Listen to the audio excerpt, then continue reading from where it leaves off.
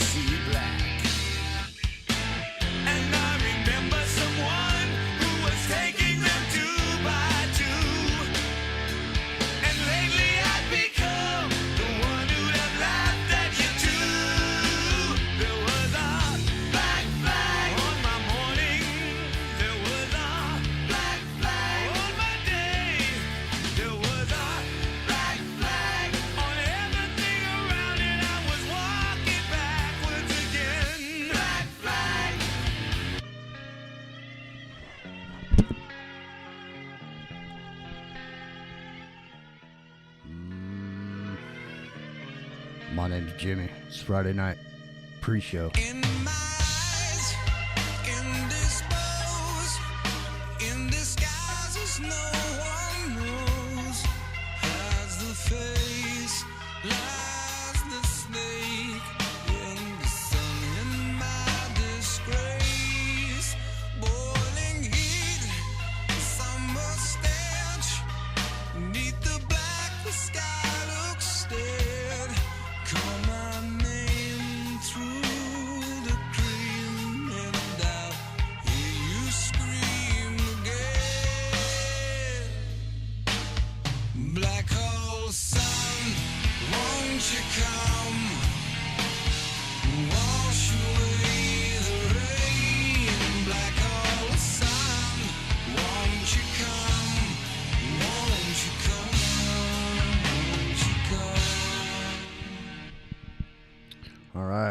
There we are. We're live, we're rolling. Got some people over there. John's there. What's up, Zoe? Good to see you. Getting a slow start here. So here you go. Come on in, boys. Hey, what's up, man? Getting ready for the Super Bowl. Ooh, that's an echo. I was. Sounds like you're in a tin can, man. What's going on there? It's all submarine days coming back to me, man. I'm haunted by the boat. Das Oh, Boots. that's what it is. You miss sleeping below the water, huh? You know, I used to have like a lot of problems with what I thought were like psychic interference things when I was a teenager, like a lot of kids do probably, right, growing up, and they totally went away when I was underwater. Totally went away, and it's one of those things that I spent a lot of time on the sea after that. You're never going to sleep better than you do on the ocean. So when you're on the ocean and you're not, I'm not talking about a storm. I just like rocked to sleep, by the gentle ocean, just a little swell or whatever as you're going through the water. Or if you're underwater, there's no interference at all. There's no RF. There's nothing that's reaching you down there, right? So it's a different kind of sleep than you'll ever experience anywhere else. I would imagine it's almost probably like creepy silent down there, right? It was machinery noise, but yeah, I mean, it depends where you were sleeping. Like I was lucky enough when I got into like the forward berthing, it's not it's not noisy up there, generally I mean, from like a mental aspect, like you're not getting all the chaos and the noise and the white noise. Right? No, there's none of that. The background radiation and all that stuff. Like it's got to be like a different kind of feeling. Yeah, and if you're on a sailboat, like for example, I didn't sail across the ocean on a sailboat, but I did. I've gone across the Atlantic in the Pacific several times on ships and submarines, but I mean on ships where they're really low to the water and it was kind of slow because what we're doing, it's like I worked for a company that was chasing submarines around. That was my job, but I was an oceanographic researcher, not a wink wink. But anyway, we were doing that. And the thing was that it was really peaceful. You had super vivid dreams. Most vivid dreams I ever had in my life were out there in the ocean. And I always have vivid dreams, but these were exceptional. That's kind of, yeah, I would imagine, I guess it's kind of like even when, you go camping and you're out in the middle of the woods on the mountain and there's nothing really around you. It's a different kind of quiet. I mean, it's not totally silent, but it's quiet. Can you stand by for a minute? Chesapeake Bay, Maryland, 1952. As part of a secret government program termed Project Penguin, medical doctor and psychiatrist Andrea Puharich set up a special laboratory where psychics and military personnel gathered to investigate psychological manipulation and hallucinogenic drugs. Perhaps one of the most compelling and controversial aspects of Puharich's research was channeling, which involved making contact with non-physical beings through the use of psychics. It's very important that we understand that this was a serious scientific endeavor. No candles or holy water, any of that was used. Puharich used a Faraday cage, a copper room that was specially insulated according to U.S. naval standards. Atum. An Atum was the great father god of ancient Egypt. And that was the great revelation because the being said, I am Atum. From the very beginning, and that they were gods, guides, and this was what particularly interested Puharich, the idea. Okay, we'll run that. Yeah, that's Adam. That ATUM. So that's 4 minutes worth there. I gotta get this chat room open up here. Go ahead, you guys. Yeah, so I was looking up maybe we'll bring it up later in the show. We're talking about Tampa, but the etymology of the word Tampa is meant to believe, or is believed to mean rather, sticks of fire in the language of the Calusa, an Indian tribe that once lived in the area. Well, that's pretty interesting in the context of things we're looking at. And then they think it also might mean something, the place to gather sticks, and it ties into the high velocity or prevalence rather of lightning strikes that hit the area, and then the Seminole tribe would go and burn the palmettos as a form of fire prevention.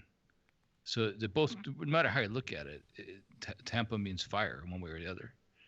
That's pretty interesting, actually. What do you think about that? Were you there? Yeah, that is kind of interesting, especially what we were just looking at. Just looking at, right? Yeah. The whole football game scenario. It is. But you know, on the other side too, I think about it, and every year, probably for the last, I don't know, 4 or 5, 6 years, there's always supposed to be some, major operation or explosion or Holocaust or something that's gone on at the Super Bowl, and every year it kind of doesn't happen. So. Yeah, it's one of those things that, to me, when you look at it, it's the most secure place on the planet at that given time. Like, nothing ever happens there because everybody that you don't see in those intelligence communities and security agencies and all those things are doing their damnedest to make sure nothing happens there on national TV with 2 billion people watching. And so it makes you, it's like the inauguration that we just saw, times 10. There's way more that goes into security of the Super Bowl. Way more. We just don't get to see. Yeah, I'm sure they've got the budget for it too, right? So yeah, and those planes that fly over on the flyover aren't just there to fly over and show the spectators. They're there for another reason. They're there to respond if they need to. So, especially in the case of fighter planes and things like that. So, it's super secure. Like that airspace is secure. The area around is secure. The even down to the sewers underground are secure. So, nothing's going to happen without somebody noticing unless somebody drops the ball a lot. And if it did happen, you'd have those questions to answer because why now, right? Like it never happened before when we had all these security protocols in place. Why would it happen now? It almost draw more suspicion if something happened than if it didn't. Yeah, it would be interesting. Well, I mean, it would be interesting, but I see it probably not being anything. I think they pump the symbolism into it for mind control purposes, but I don't really think there's a big danger there. No, I'm with you. We've talked about that before, and I think that's exactly what it is. It's the eyes-on direction of energy to channel energy to some other kind of magic. That's what it is. Everybody watching and seeing this ritual, for example, it's a way to get all those minds' energy that's focused on it channeled that they can use. When I say they, I don't know who they are. other than the people that are behind planning it. But it's just whether it be a sociological experiment or psychological one or true magic, there's certainly people interested, you know, and they know how many people are watching. You just look at the halftime shows, and like in the past, what Madonna's done and what was it Beyonce did with Katy Perry, yeah. Katy Perry. They're all high priestesses or sorceresses or witches or whatever you want to call them, but they're all into that stuff, and they all go up with their their Isis symbolism and the Egyptian goddess thing and whatever. They all do it. But it's also in the commercial stuff too. Like all those commercials, all that advertising. It's beyond just selling you a bag of Doritos. If you watch those commercials all have subliminals in them. They all have hidden messages, forward and backward, and whatever. There's plenty of stuff that's done. It's really a program. When in the term program. 100%. And Taco Bell last year. We got 2 minutes. 2 minutes. Hey, 2 minutes. We got to go. Sorry about that. We got to get ready to go. So, you guys all squared away? Yeah, we're sitting here. All right. Chilling. All right. So, I'm not sure that there's probably no intro. So, more than likely, it's gonna be about 5 minutes of this shit playing. Get ready for the round table, this and that, and all this. So, I'm probably just gonna get the show. The round table is what we're gonna talk about tonight originally. Kinda, yeah. Well, we're still talking about it. I got this other stuff. I mean, we got Rio's stuff. So Rio's got a request. He worked out, and then we got the 9 and the Super Bowl. And then that's round table, right? The round table's the 9. Yeah. So you take care of the 9 once we get into it. I'm literally brain dead. So, all right. Let me see here. We got about a minute. Man, I hate when this dude's over here in the fucking. I've been sitting here. Epic, and I have been sitting here for a year and a half on this network. And there's been building this time slot up, and now here comes this dude who gets his show on next to ours, and then he's over in the chat room like trying to get people to come over and listen to his show. That's raw, man. I'm not sure I like that too much. But anyway, there's 38 people over there. Cool. It's not 33. It's 11. It's 11, yo. 1-1. All right. Well, here we go then. 1 minute. If you guys meet up, please.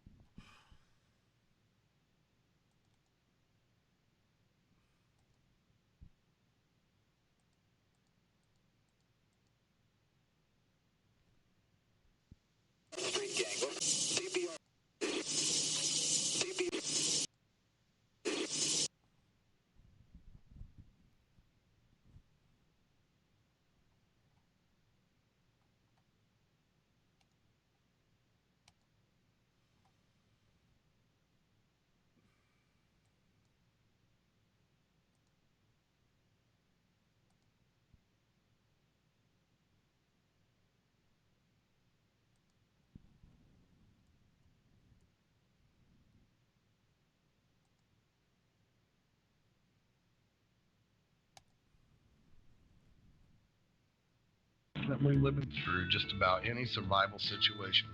Is survival and gardening, off-grid living, medical knowledge, or even natural or man-made EMPs on your list of personal concerns? Do you have your documents and your personal information in a safe place in your hands where you know where it is? Well, check out our preloaded EMP-proof thumb drive.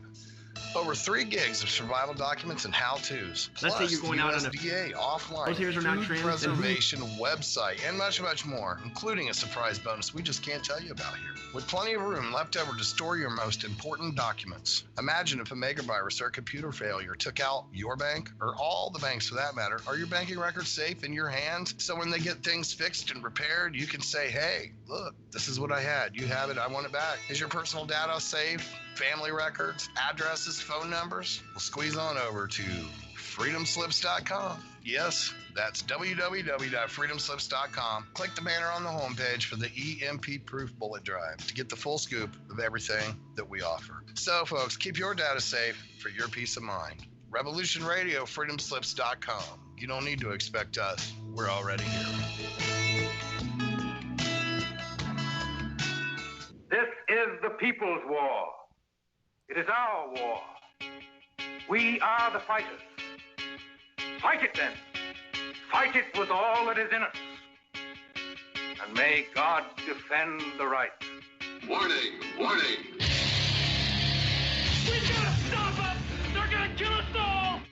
See how the trouble you've started? Be they the government, be they industry, be they organized labor, be they anyone, or human beings. Time when the operation of the machine becomes so odious, makes it so sick at heart that you can't take part. You can't even passively take part. And you've got to put your bodies upon the gears and upon the wheels, upon the levers, upon all the apparatus, and you've got to make it stop. And you've got to indicate to the people who run it, to the people who own it, that unless you're free, the machine will be prevented from working at all. Revolution Radio at freedomslips.com, the #1 listener-supported talk radio station, throwing ourselves upon the gears of the machine. Revolution Radio, where information never sleeps.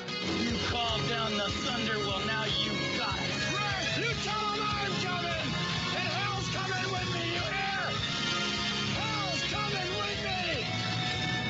Revolution Radio.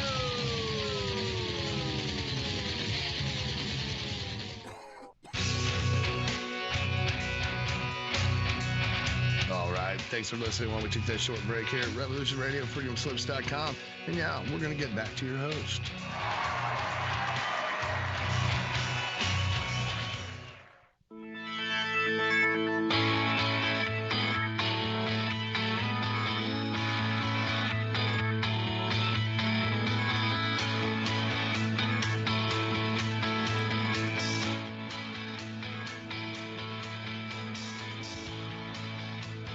We're an anarcho-syndicalist commune.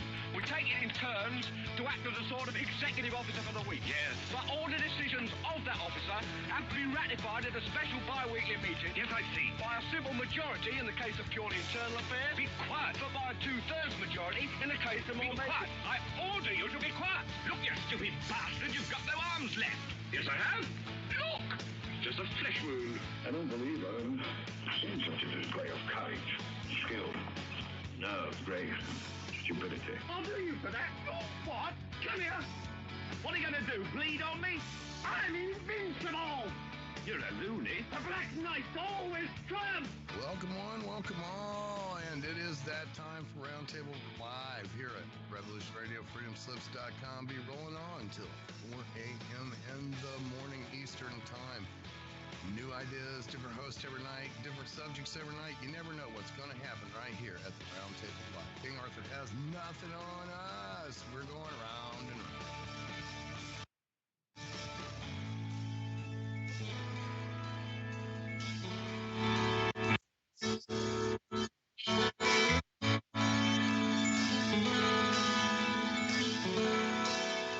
CPR street gang, this is all fighting. Standing by, over. CPR street gang, this is all fighting. Standing by, over. Right now, it's 12 o'clock, Americans, another day closer to victory. And for all of you out there on or behind the lines, Clock's run out. Time's up. Wind is blowing cold and dark. On the road and no way out. Broken hearts, a smoking gun. On the run. On the run.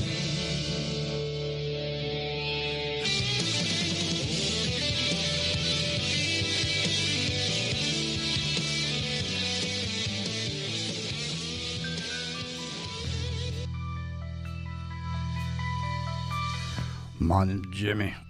It's Friday night. It's Revolution Radio. The time has come.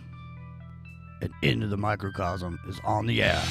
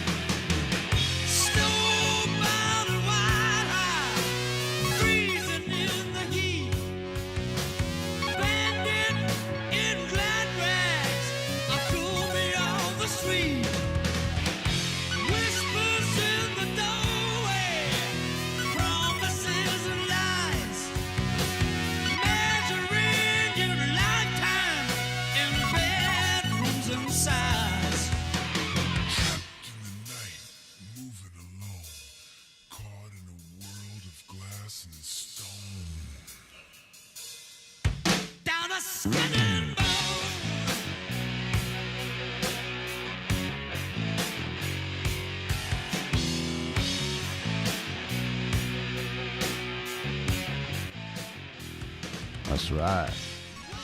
Friday night, and I am down to skin and bone. Worn down to a nub. Nothing left but a husk. It's Friday night. It's time to kick up the feet, put them up on the chair or whatever. Lean back.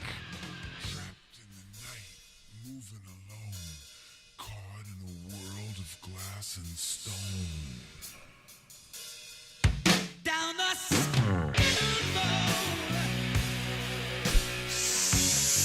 and bone, skin and bone.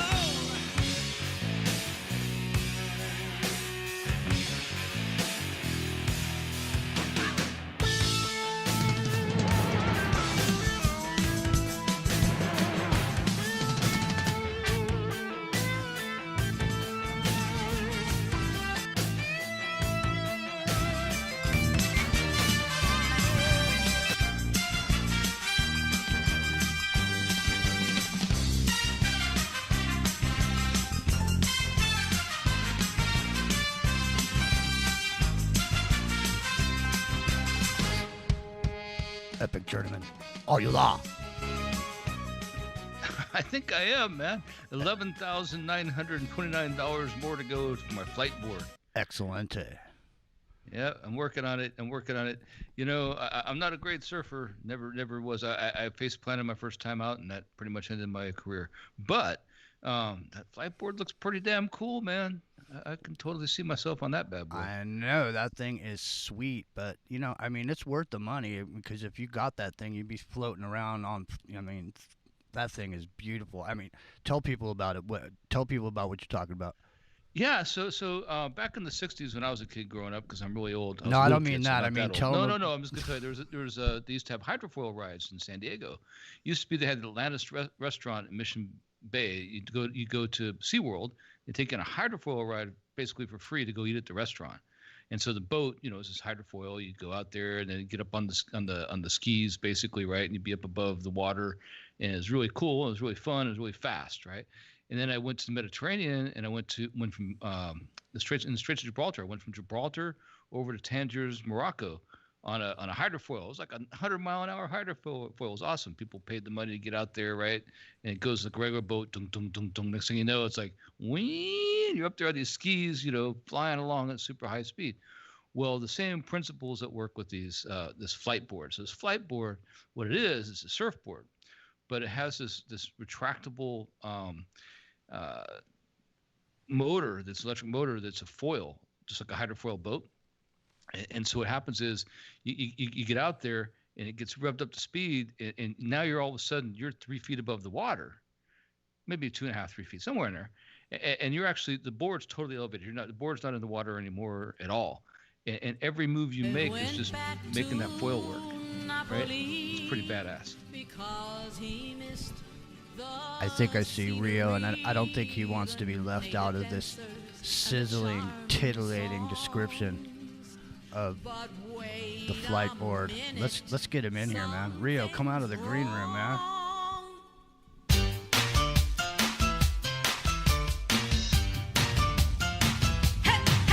Now it's a mambo, mambo Italiano, mambo Italiano, go Joe. You mixed up Siciliano, or you calabrese, do the mambo like crazy, and mambo, don't want a tarantella, mambo, no more a mozzarella, mambo Italiano, try an enchilada with a fish of bacalao, and Gumba. Rumba. Hey, Gumba. I think you're muted. No, you're there. I'm here. So jump in here, though. I just had a mouthful of salami sandwich. I got a spicy mustard. Got a mouthful of Bridget Bardot over here. Man, I'll never stop playing that song as your intro just because I enjoy the video so much. Epic was just getting into a description of the flight board. Did you have anything you wanted to add there? Well, I'm not a surf guy. I know. You know. But you drink We don't beers. get to surf every season. You drink beers to sit on the beach, though, don't you? Yeah, I've done so on occasion. Well, this yeah. thing, you don't even have to surf, man. You stand on it and float 3 feet above the water and just kick Yeah, it. I can but see unless it can self-balance like a Segway, I wouldn't be able to do it's it. self-balancing, dude. Isn't it epic? Oh, it's completely badass, man. It is. It is. And so you're like, it's like a magic carpet ride, you know, not tying in the masonry idea of that, because that's what that song's about. Sorry, listeners, but that's what that song's about. So if you go to when you're on it, you're actually, you know, it's like the old Beach Boys song, "Catch a Wave, you're sitting on top of the world," except there's no wave. You just hit it, you accelerate. You're up there above, way above. Like, you know, to you, it might as well be 20 feet, but it's only 3 feet above the water or whatever. But everybody else who sees you is like, what the hell is that? Yeah, that's freaking badass. Just search it. You won't believe. I mean, it's 13 grand, but I bet you. I mean, some things is worth every penny, and especially. I mean, you live over there, man. Between islands, you think you could jet between islands on that thing? Well, it's too far, like I can go from Molokai. I can go to Molokai, probably. Yeah, from here. Yeah. That is cool. Lanai, maybe. Yeah. Yeah. I couldn't go to like a the big joystick or island, something. What's that? Will you drive it with like a joystick, like a handheld? No, it's just a surfboard. But you just lean in and kick. You know, you put your pressure where you need to put it, and it does the rest. It's intuitive, right? But so the actual foil is like a hydrofoil boat. But it's just a single foil with 2 fins coming off to the side, but it's fast. It's really fast. So you don't need any kind of, in fact, the smoother the water, the better in a way. But if there's waves out there, you can hop and jump through them like you're parasailing. It's like a parasail board too, without the parasail. So you can do maneuvers and do tricks if you're good. You know, I'm not good. I'm an old guy, man. I'm not. I'll be lucky to get back to the shore. But it's still awful fun getting there. I have a hard enough time with a skateboard for more than a few feet, so. Yeah. Yeah, I don't know. I'm telling you, man, this thing, I mean, it's a no-brainer, dude. You're floating on air. I mean, you could go to lakes or whatever. It doesn't have to be in the ocean. But it's literally it's super cool. Maybe we can get them to sponsor the show and kick us a couple. Oh, wouldn't that be awesome? Yeah, we all get a flight board for doing the show and have them be a sponsor. Oh, that's a fantastic idea, Jimmy. I think it is. It really is. I wouldn't mind talking to the guy. Well, we could totally do it. We already got the the whole intro and everything. You know, and I and know the islands and Santa Cruz, and then the East Coast. You know, tying the Beach Boys song, East Coast, West Coast, USA. There it is, man. Fantastic. Fantastic.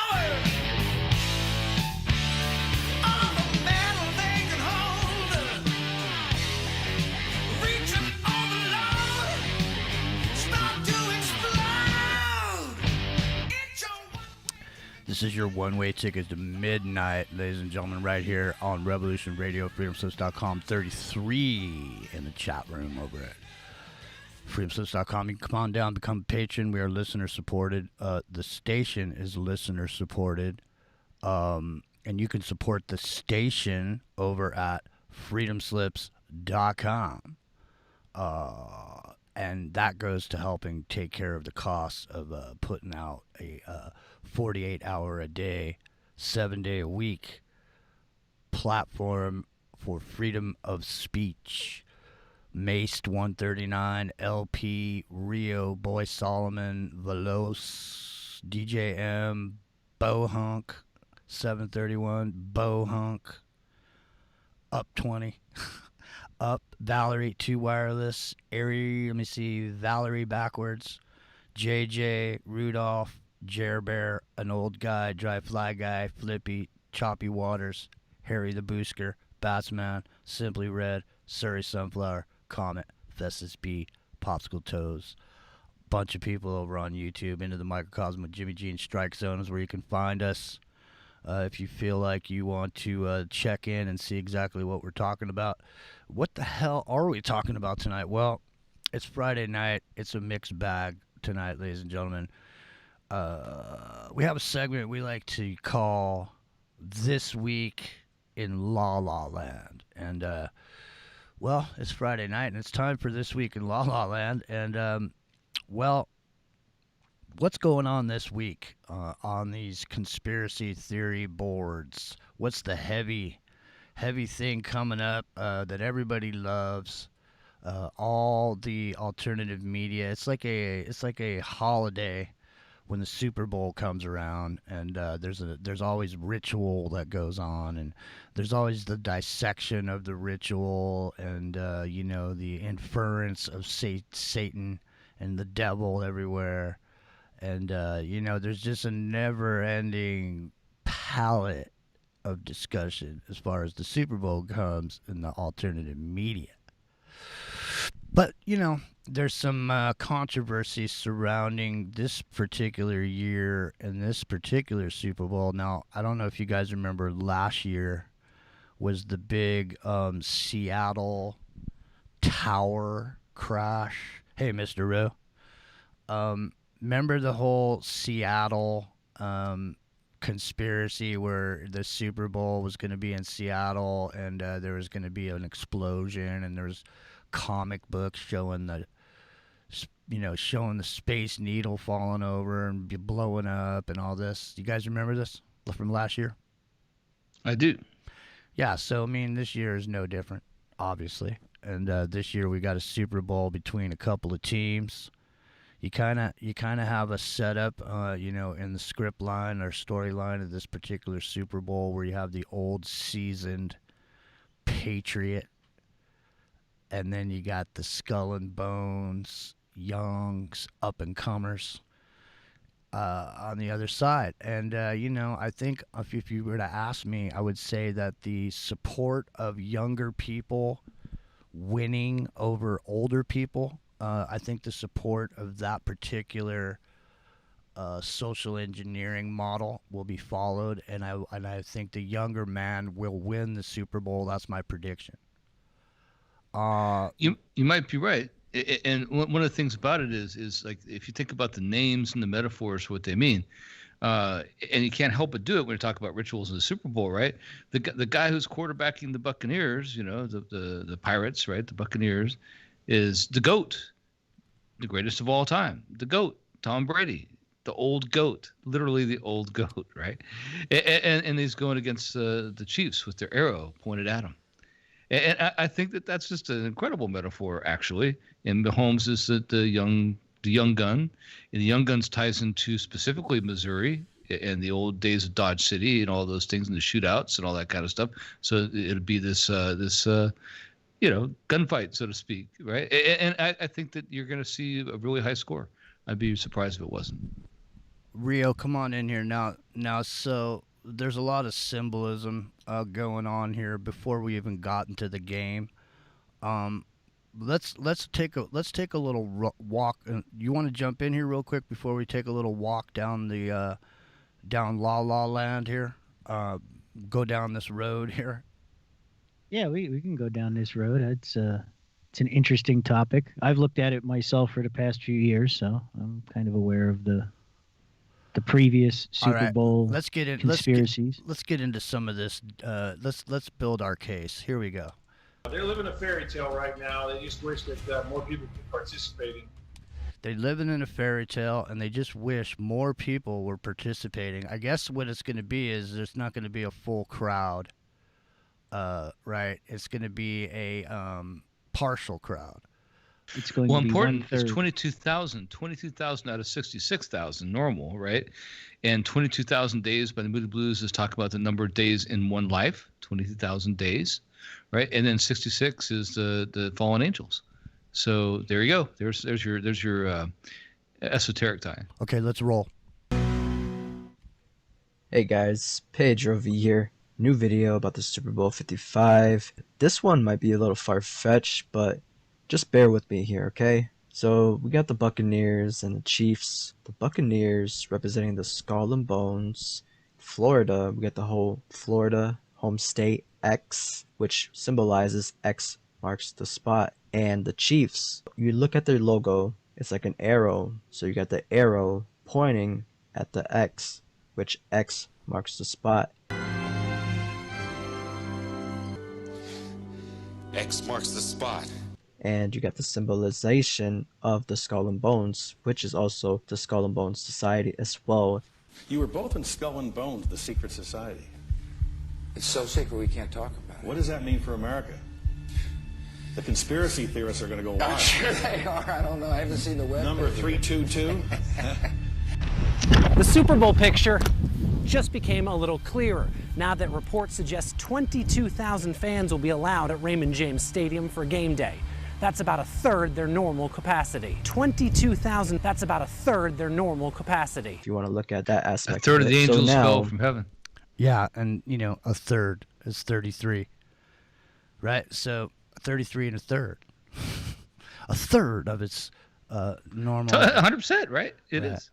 Right. Okay, so now we've got the third, right? The 33 and the 22 for the 22,000. There's also the 55 because it's Super Bowl 55, and the 66 for the fallen angels. I mean, we're ranking up on the double numbers here. Yeah, we'll add them all up and then add those two together, and there's your number. So let's go on down the road here, man. La La Land is alive and well. Now, where is the former President Trump living? Down in Florida, right? Yeah, he's golfing. Mm-hmm. X marks the spot. Interesting. I mean, there's been a few movies in this area, right? So we you know, back in the 70s, you had what was the name of that? Black Sunday. Black Sunday, exactly. Epic. So Black Sunday, and it was a Palestinian organization that was blowing up the Super Bowl because of America's involvement with Israel and sending money and weapons to Israel. So this is interesting. In the 70s, the whole Palestinians being the terrorists was at play, because I remember Sirhan and his hypnotized interrogation where they were trying to implant the idea that he shot Bobby because of his being upset about the Palestinian situation, which they actually bring that up in the interview, but he doesn't bite on it. But in any event, there's also in that movie some talk of Iran, and so there's a bunch of stuff going on with Iran now. You know, they're within 30 days of developing or having the ability to explode a nuclear weapon.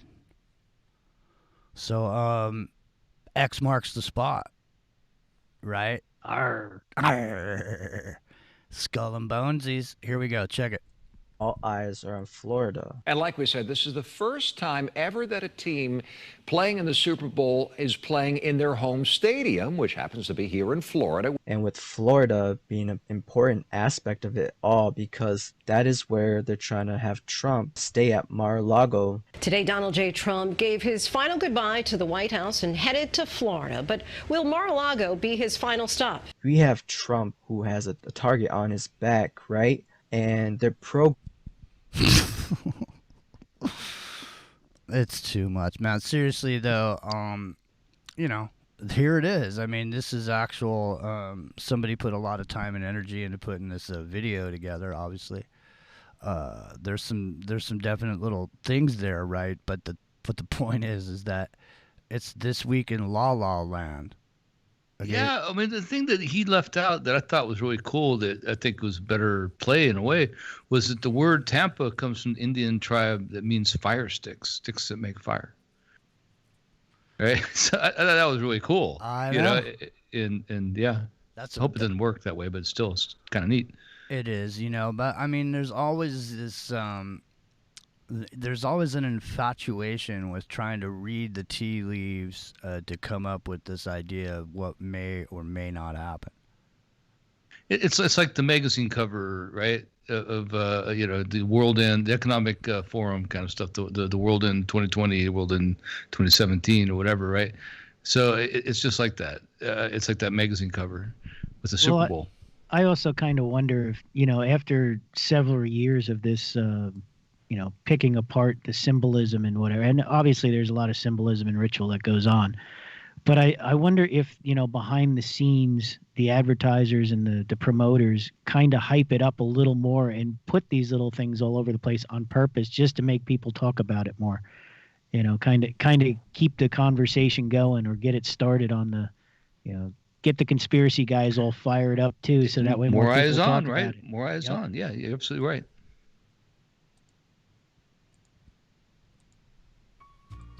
Well, we're going to be right back, ladies and gentlemen. Don't go anywhere. This has been our first part of This Week in La La Land. Crazy. I'm crazy for feeling. We're going to be right back. So don't forget, we are listener supported. Mosey on over. Become a supporter of free speech. It's into the microcosm. We'll be right back. Crazy for feeling so blue.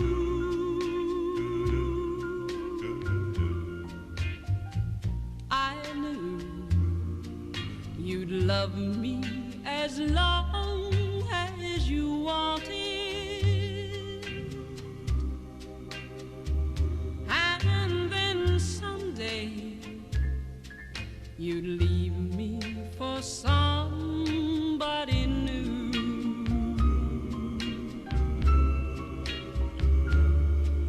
Worry, why do I let myself worry? All right, we're clear. Yeah, I'll be right back, man. I got to go make my first segment break. But yeah, no, there's a lot going with this, I think. So it would be kind of cool. Yeah, we'll come back. I think. Yeah, we'll come back. Jump in here, Rio. I got stuff to do here.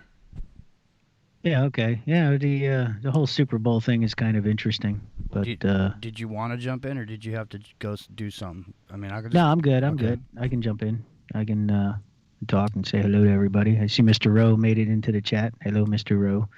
And ask Mr. Rowe if he wants to join us. We'll bring him on if he wants to come on. I didn't know he was up and about. So yeah. Mr. Rowe is kind of hanging around. Ask him in the chat. I can't see it right now, but ask him if he wants to come in. All right, cool. And actually, I forget who actually asked me the other night, but I do have for later the reverse speech on Jill Biden. It's from a few months back in October, just before the election all went down. But there's some pretty interesting stuff that she says. There's actually a spot where she mentions AOC, and she kind of outs herself as to her allegiances and the people that she really dislikes, which is fascinating. But we'll get into that a little later on. Any backward masking going on for the Super Bowl from Robin? I haven't looked at anything yet, but I'm sure there will be. Most likely the halftime will be full of all sorts of stuff, and I'm sure all the commercials will have those kind of things too. And you know, every year the commercials are filled with subliminals and sexual references, and you know, it's a lot more than just selling you a bag of chips or a bottle of soda. It's a lot of programming in the commercials themselves. And, you know, sometimes a lot of symbolism there too. But yeah, there's backward stuff in most of those commercials. I've looked at that in last couple of years and seen that. Okay, you ready? We got to go back. I sent Ro a message, so as soon as he lets me know, I'll hook him up. And we're just going to assume that we're going back and we're going right in. Okay, so here we go. Ready?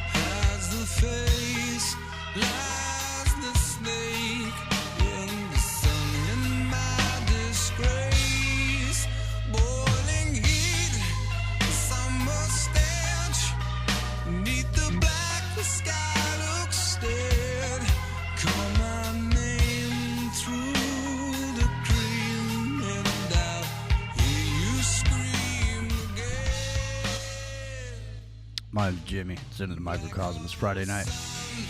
Won't you come wash away the rain, black hole of sun? Won't you come? Won't you come? The black hole sun. Won't you come? It's into the microcosm. Epic Journeyman. Rockin' Rio. This week in La La Land, we're tightening it up. The Super Bowl is a hot spot for any healthy alternative media breakfast. You should always include a healthy portion of Super Bowl symbolism.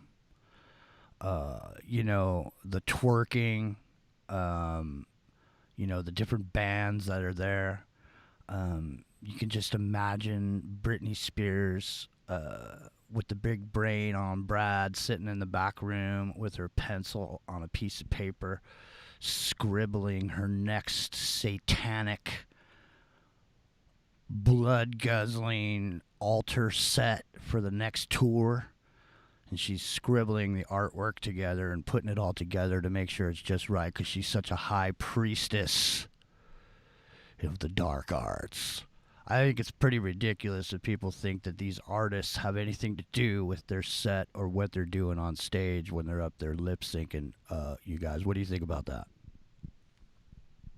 Oh, it's definitely a show that's, scripted for them. They're, in a way, they're kind of just more like actors than, performing the show as opposed to really being talented and singing for themselves and stuff. It's all written for them. So They're what? just doing the dance. What I'm getting at is that people have this idea that these artists are somehow related to some sort of satanic situation that's going on, because of the set and all those, the dancing that they're doing and everything that's going on. It's all a ritual, and they're performing in that ritual, but they're a paid performer to perform what's put out for them to perform.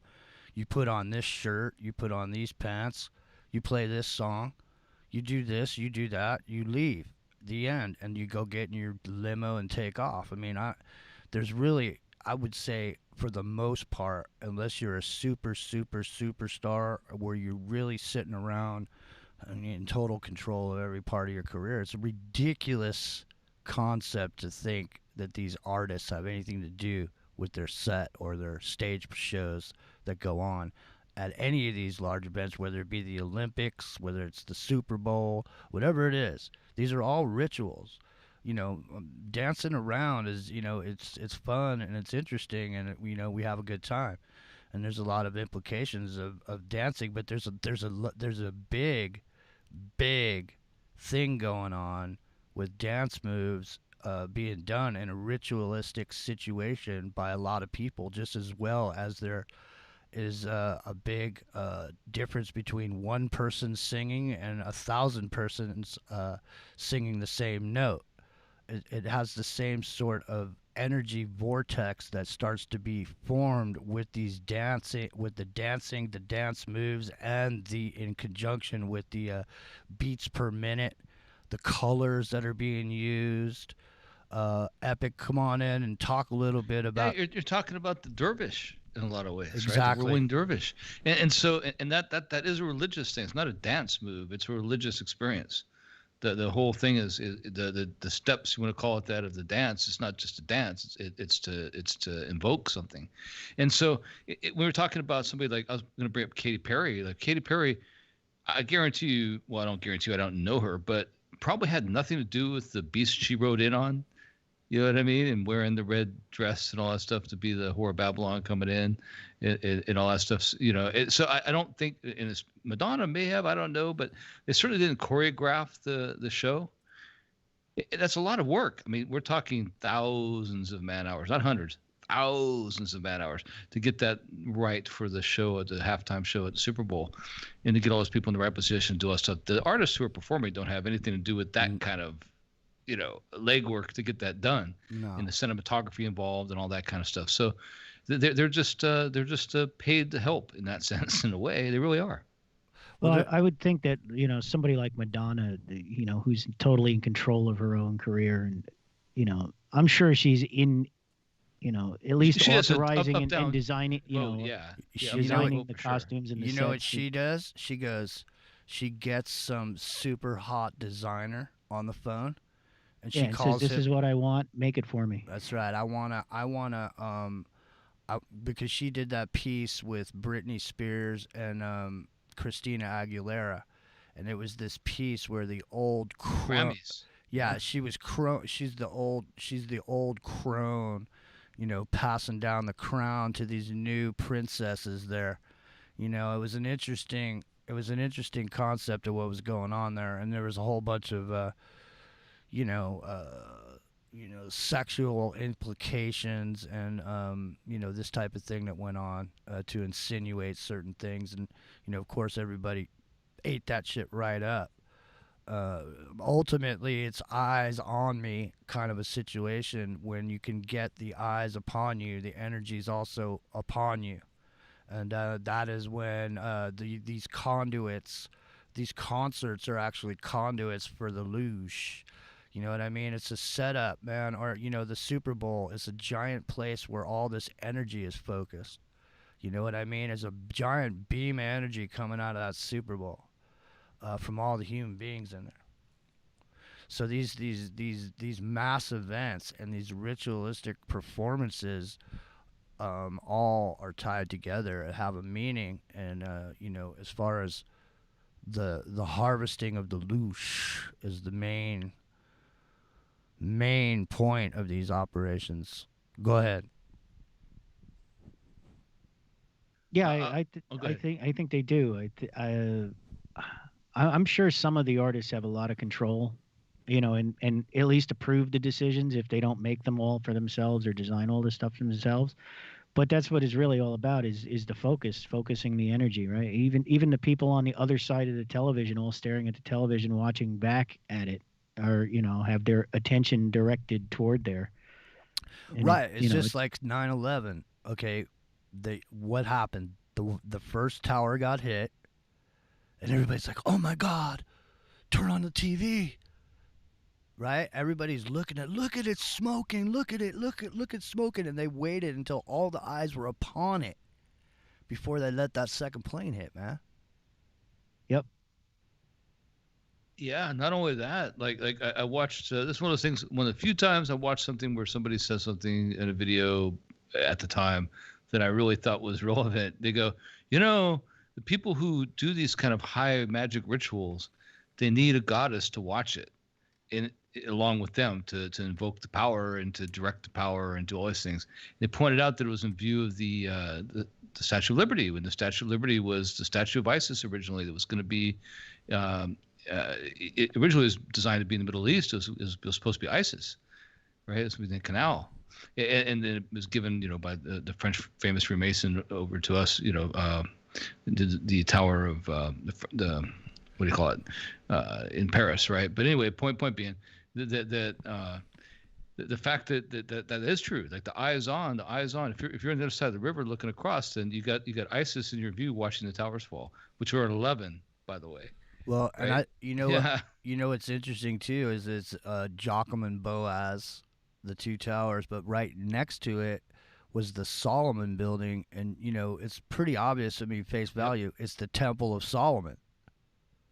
In Building 7. That's right. 7-11. Right, 7-11. And 100%. And so what was there supposedly there was a bunch of gold and all this stuff underneath there.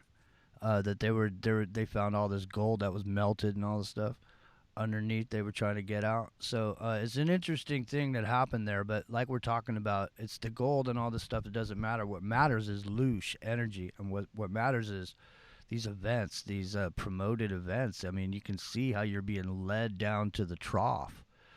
Humans and our populations have been used into these areas where we're compartmentalized in large groups where energy can be sucked out.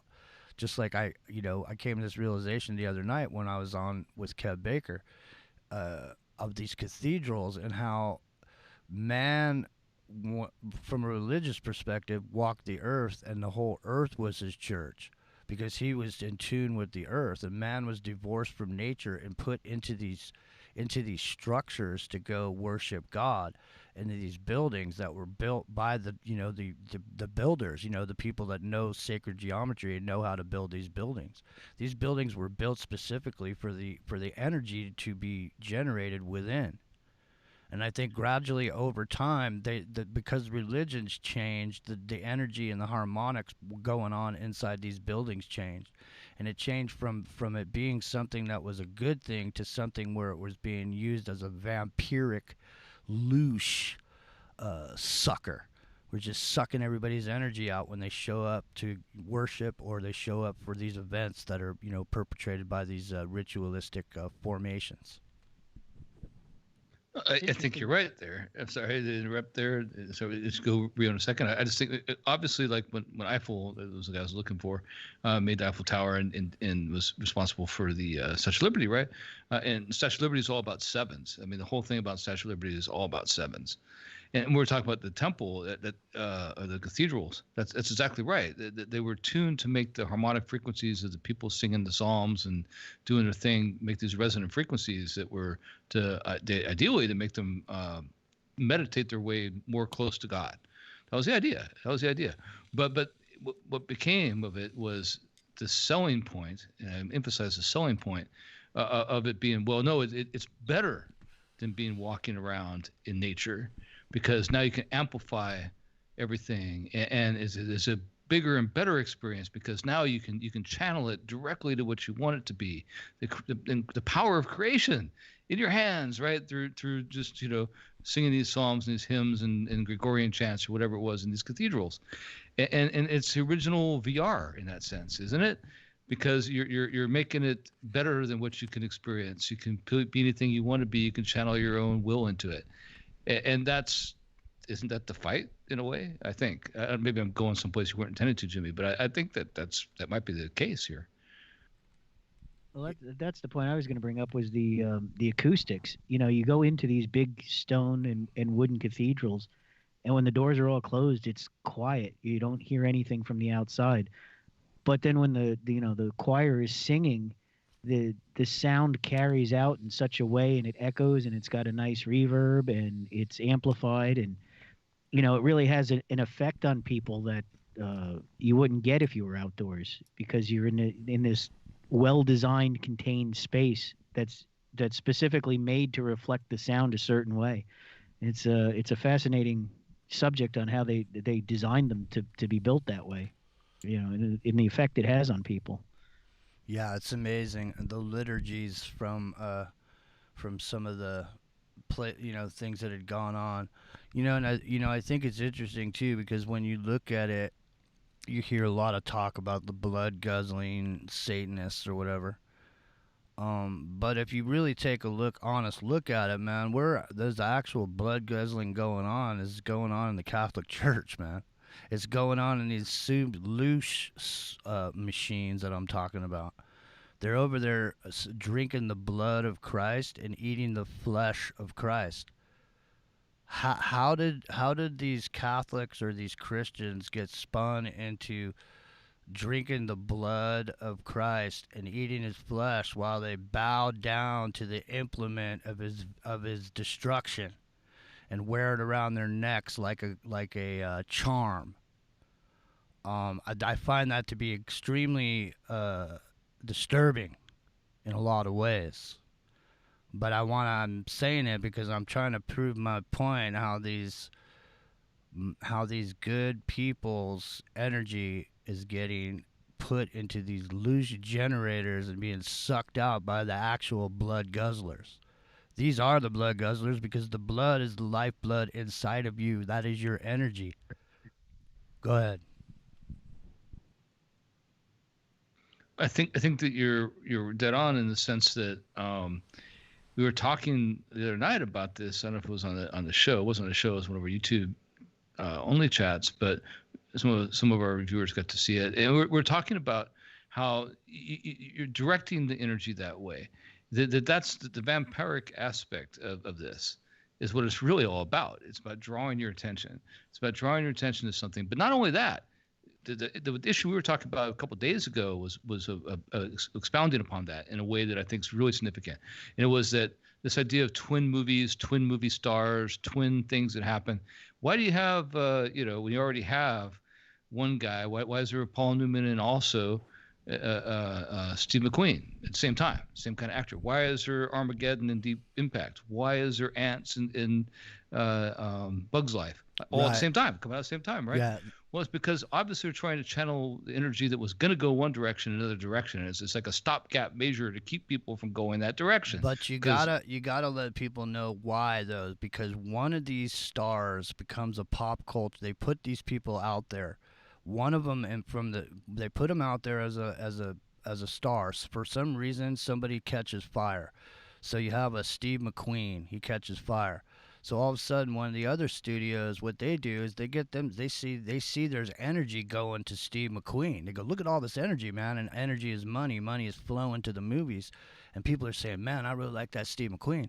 So what do? They come up with a Paul Newman, and then now Epic tell people what you're telling them. So they understand that what's being happened is they've organically found a loose generator in somebody. And now what they're doing is they're taking that and they're duplicating it so they can get some more loosh. You know what I mean? The working man's loosh over here. Go ahead.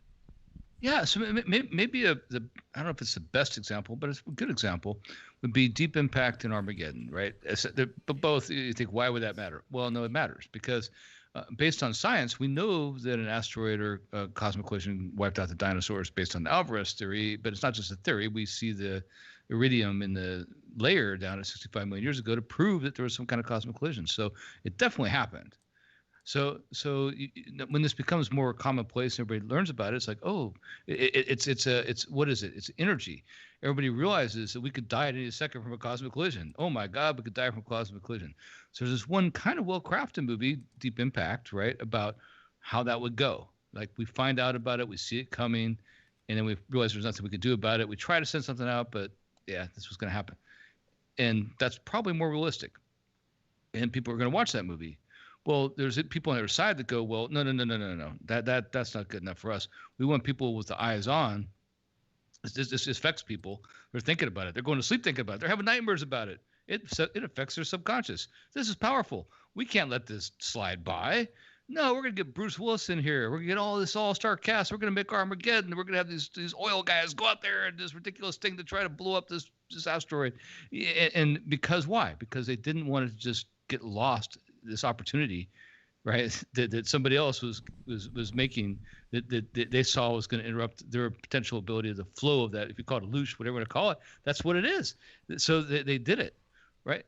So that's exactly what happened. And I made a comparison before about with Kung Fu Hustle and Kung Pao. Exactly the same thing. There's a thing that's flowing though. There's an undercurrent of the milking of a specific energy flow. So there's quite a bit of energy flow. Good term, actually. Yeah, there's quite a bit of energy flow going on with people as far as activity, doom scrolling and looking for the end of the world. So, I mean, I'm just from a marketing perspective and a social engineering perspective, you can see that there's a way to go. So what Taco Bell's got Illuminati commercials, this, that, and the other thing. Everything is all wrapped around the amount of time and hours that have been spent of people watching and making alternative media. So they know there's a big flow there. So they're just trying to, what they have to do is they have to build the conduit. And that's what we were talking about with the Super Bowl. The Super Bowl is a conduit for energy.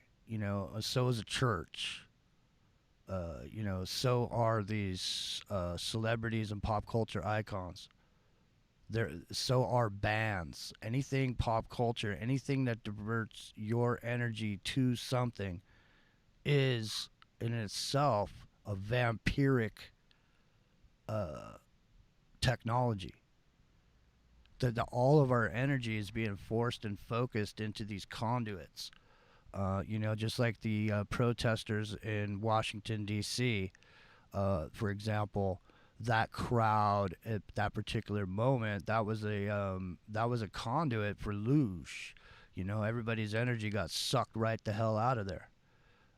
you know, and it was all just, you know, lapped up like we've talked about before. So this ritualistic game that happens has more than meets the eye. And the thing is about it is the most important moment for any marketing program or any social engineering is a moment when all eyes are on something. And so typically this battle between these two teams at this particular time of the year, each year, and the ritual performed is the setup. So it'll be interesting to see exactly what happens. Mine's Jimmy. I think the young dude is gonna win because that goes along with the storyline of tearing down the old and bringing in the new, getting rid of these old statues, man, these old icons, like Epic said, the goat, you know. So we got a couple minutes. The scapegoat, right? Exactly. Scapegoat. We got a couple minutes before the break. You guys, come on in, Rio.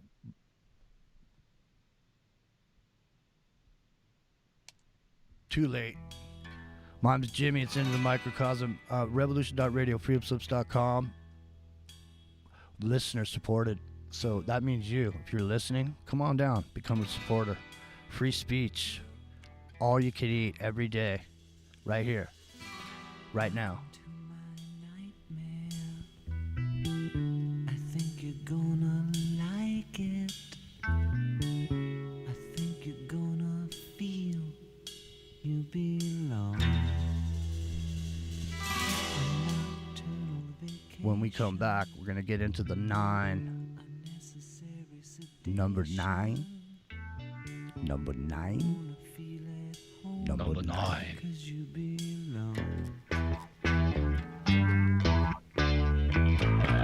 Welcome to my nightmare.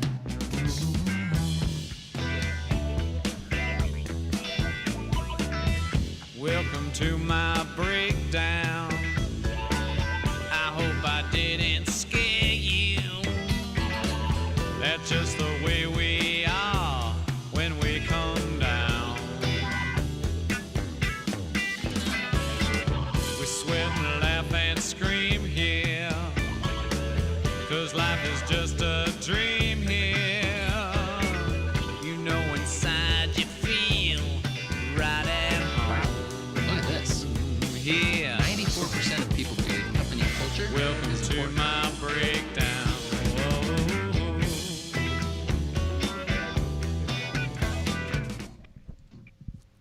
All right, well, here we are. We're going to be right back after Number 9. For the mattress, so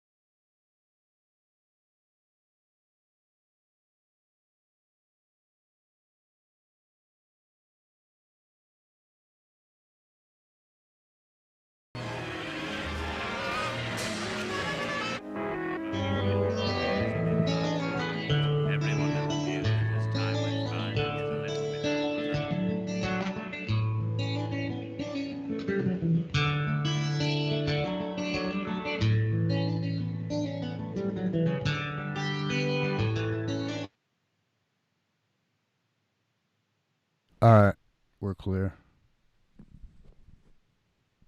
I'm here. Make us this break okay. All right, well, jump in and talk. I got shit to do, okay? Here we go. Yeah. All right. Sounds good. So, we're going to get into something that is, let's say, if someone's the same when we come back, but it's one of the biggest things that ever happened.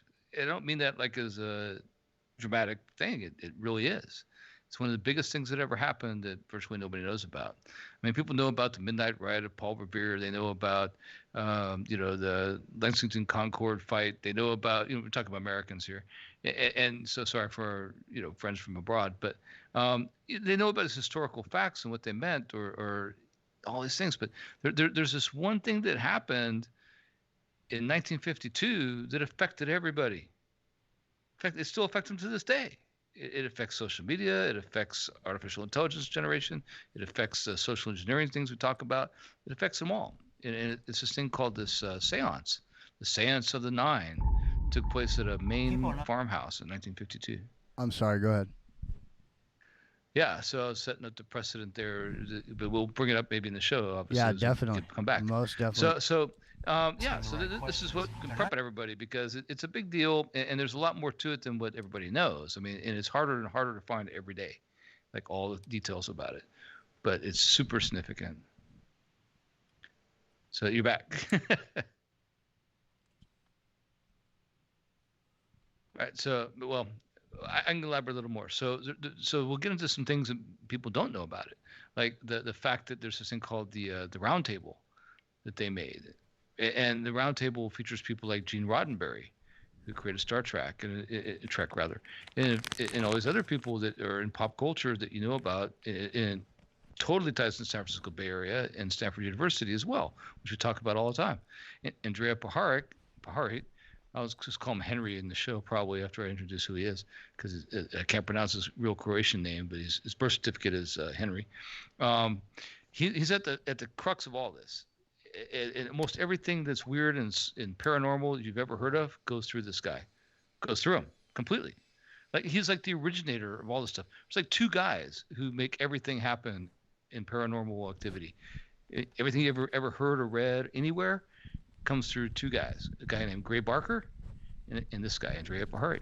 So, and I'm probably pronouncing his name wrong because I don't pronounce Croatian very well, but that's who he is. And his birth name is Henry Paharic. So we'll get into it. We will get into it.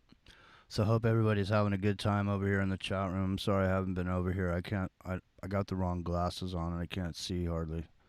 So I'd have to sit there and like squint at it. And I just can't do it right this second. So, but I am getting ready here. Let me see here. I'll do this then. All right, you guys ready to go back? We got to go back, Jack.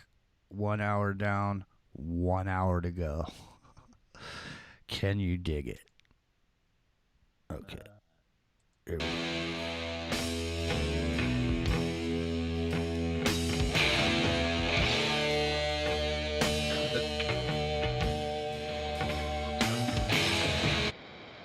Every Saturday from 6 to 8 p.m. Eastern, 5 p.m. to 7 p.m. Central, 4 p.m. to 6 p.m. Mountain Time, and 3 p.m. to 5 p.m. Pacific Time.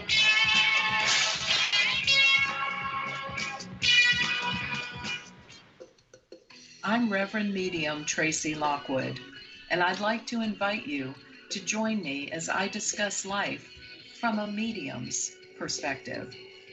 I'll be talking about insights that I've gained through readings with topics like your guides, angels, animal communication, past lives, our transition, and the afterlife. We'll take a deeper look at the metaphysical meanings of symbols and totems, and I'll give you some practical exercises to help you develop your own natural psychic ability. Join me on From a Medium's Perspective.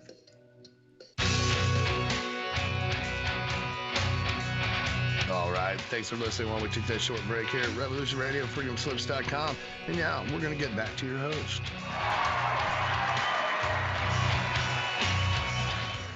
In their masses, just like witches at black masses. Evil minds that plot destruction, sorcerer of death's construction. In the fields of bodies burning, as the war machine keeps turning. Death and hatred to mankind, poisoning their brainwashed minds. Oh, Lord, yeah.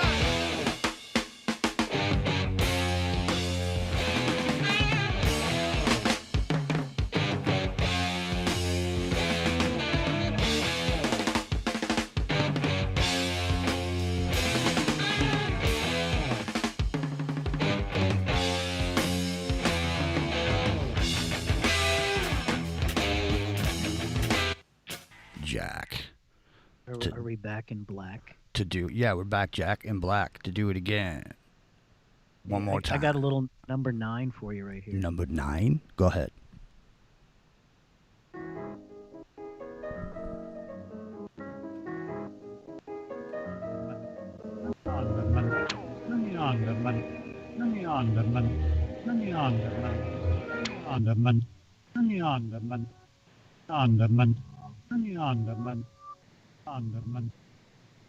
Turn me on, number 9. Turn me on, dead man. Turn me on, dead man. I wonder if Yeah, that's her. That's her. I wonder if he's guzzling blood. Could be. You There's never- actually a lot of reversals in that song. I'm sure there is, and that was they are intentional. And that was a big project, though. I mean, that was a major operation. The engineering that went into those albums. With Alan Parsons of all people, yeah, it's crazy. We're going to talk about that, but the thing is that to think that there's just 4 dudes from Liverpool, sitting there with their pens and papers, scratching their heads, engineering those albums, putting those tracks together, putting all those underlying tracks and all the subsequent underlying tracks.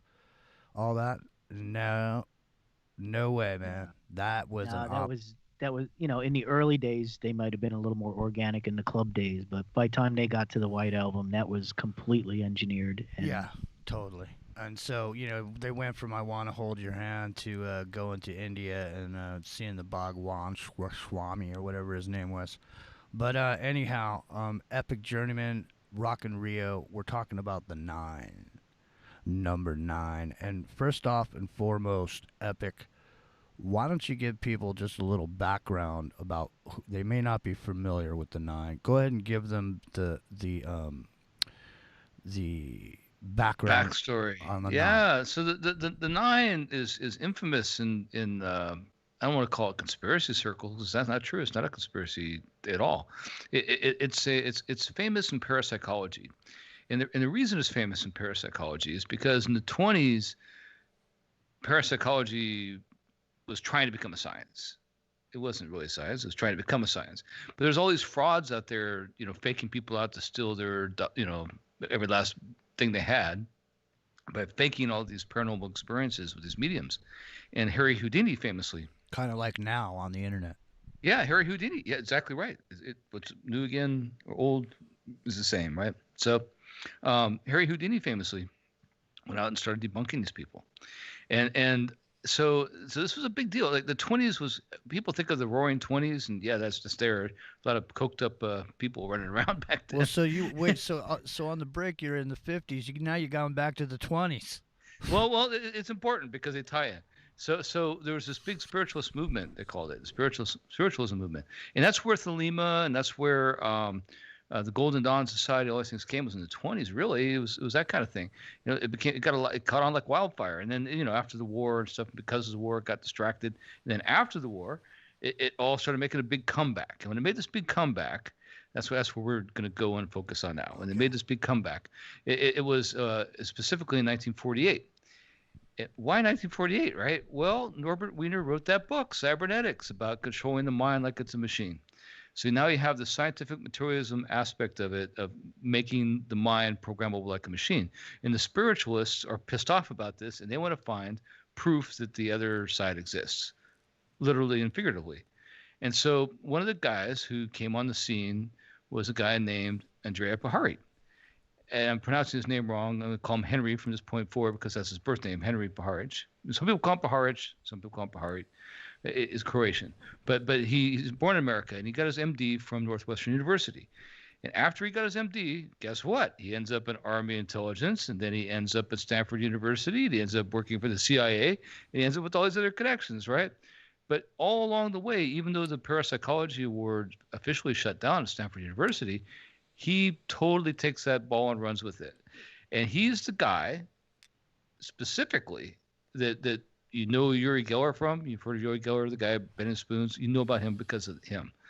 Many other spiritualists, paranormal things like what do you call it? The Curlian photography, where you cut a leaf and see all that stuff. So the 9 is present in a lot of places. You have you have the Dante's 9 levels or aspects of hell, the 9 rings of hell.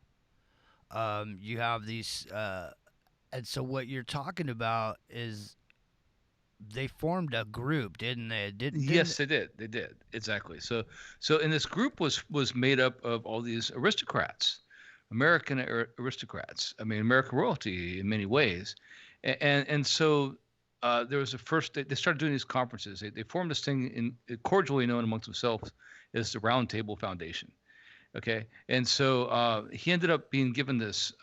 He was trying to do research at university level, but they wouldn't let him do it in a lab there on the university. So he ended up hooking up with this person who gave him this property in Maine to make his lab in. And he's literally this mad scientist making this lab in Maine. But and so what happens is he has connections with the blue bloods of American society, the aristocrats of American society. He invites them all in. They start doing these seances. Now you can stop there for a minute and say, well, why are these people with these credentials, first of all, right? Is he a con man? Is he trying to do this? Whatever. Well, we don't know. But what we know is it got them on the hook, definitely.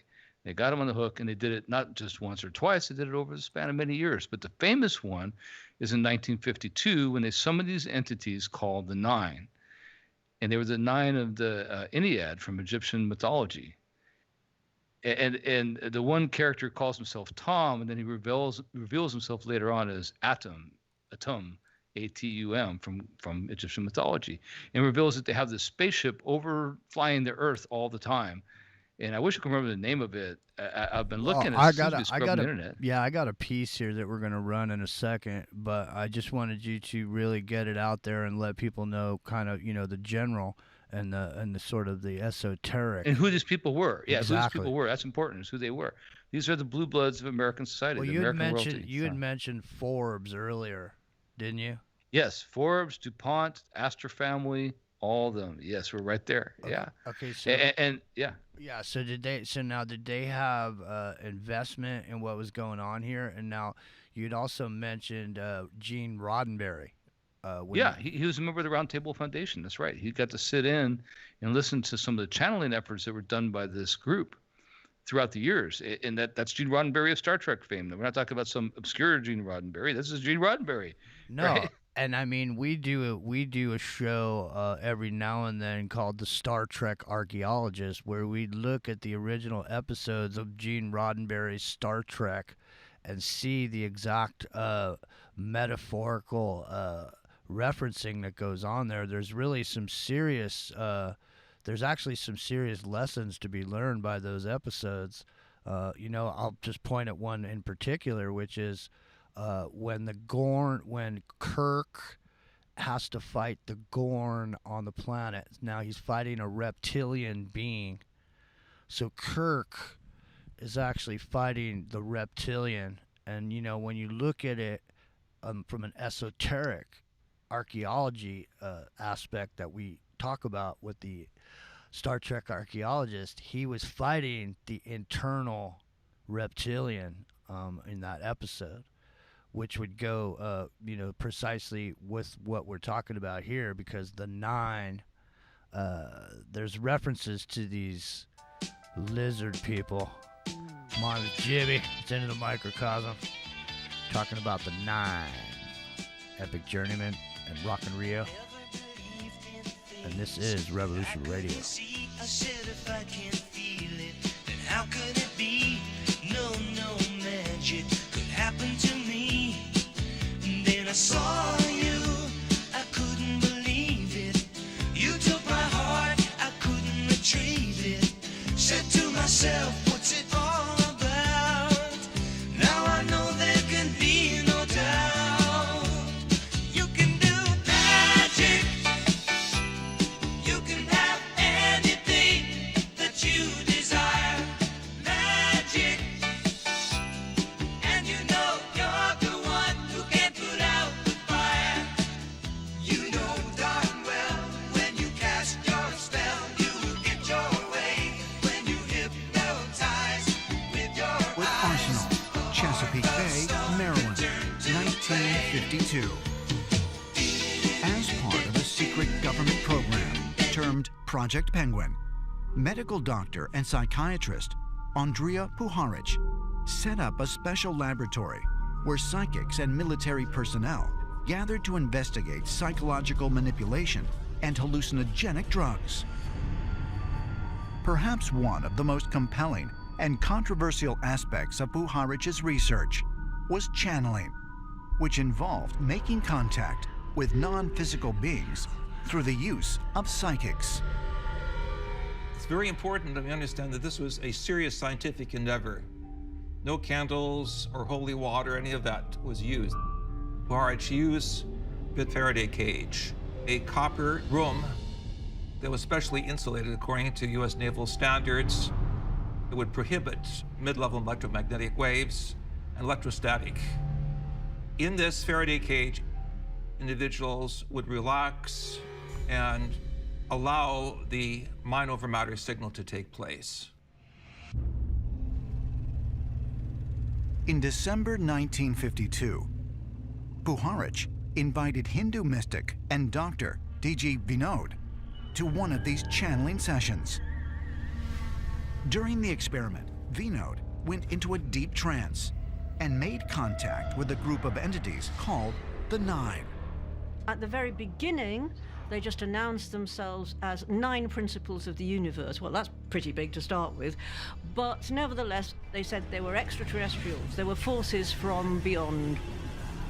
The Nine said that they were an eternal presence, that they had been watching humanity from the very beginning, and that they were gods, guides, and this was what particularly interested Puharich, the idea that if they are gods, they of course have wisdom, and Puharich wanted to ask for guidance. The Nine came up with a number of different messages involving their being guardians for the human race, creators even. Puharich, he said, what is your name? Who are you? And that was the great revelation, because the being said, I am Atum. And Atum was the great father god of ancient Egypt, and introducing not only the 9 principles, but the 9 great gods, or the Ennead of ancient Egypt. Is it possible that Puharich actually made contact with the 9 great gods of Egypt? Could this be evidence of a long-standing federation of extraterrestrials overseeing earthly affairs? But if so, just who were these beings? Heliopolis, Cairo. Known as the Sun City, this is one of the oldest and most sacred sites of ancient Egypt. Although mostly destroyed, an obelisk remains, marking the spot where the temple of the sun god, Atum, once stood. Here, the ancient pharaohs would connect to the NIGH, a council of 9 deities who were said to have brought technology and knowledge to mankind. According to Egyptian hieroglyphs, consultation with the NIGH was chief among the pharaoh's duties and critical to the success of the nation. There it goes, right there, ladies and gentlemen. The 9, the council of the 9, and the 9 that came from somewhere. No one knows where. People are not asking the right questions. People They're are asking- not asking the right questions, and that's why we're here. We're asking the questions. What about the 9? What about the 9? What about the 9?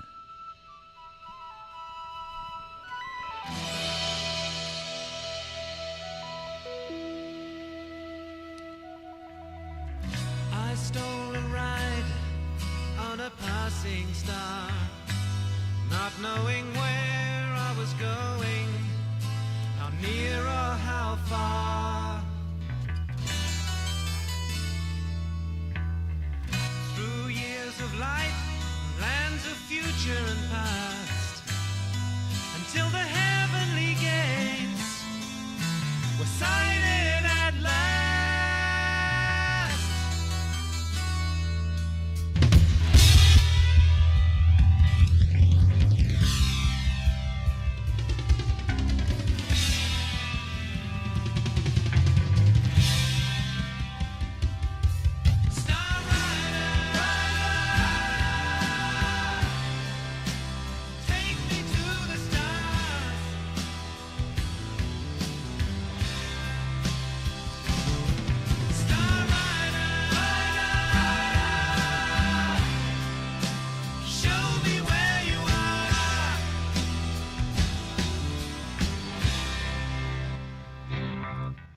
Ooh.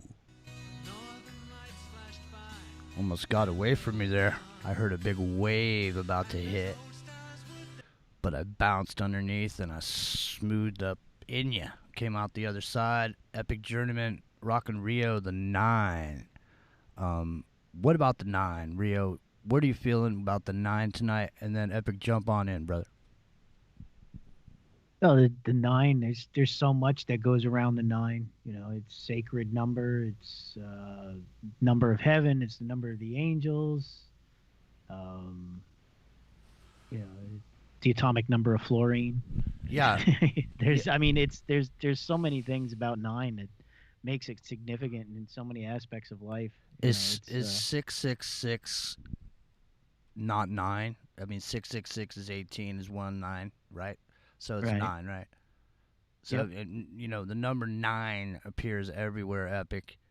The 9s. Yeah, and this particular one is just so profound when you think about what happened. I mean, they're going, so I mean, let me set the stage for everybody.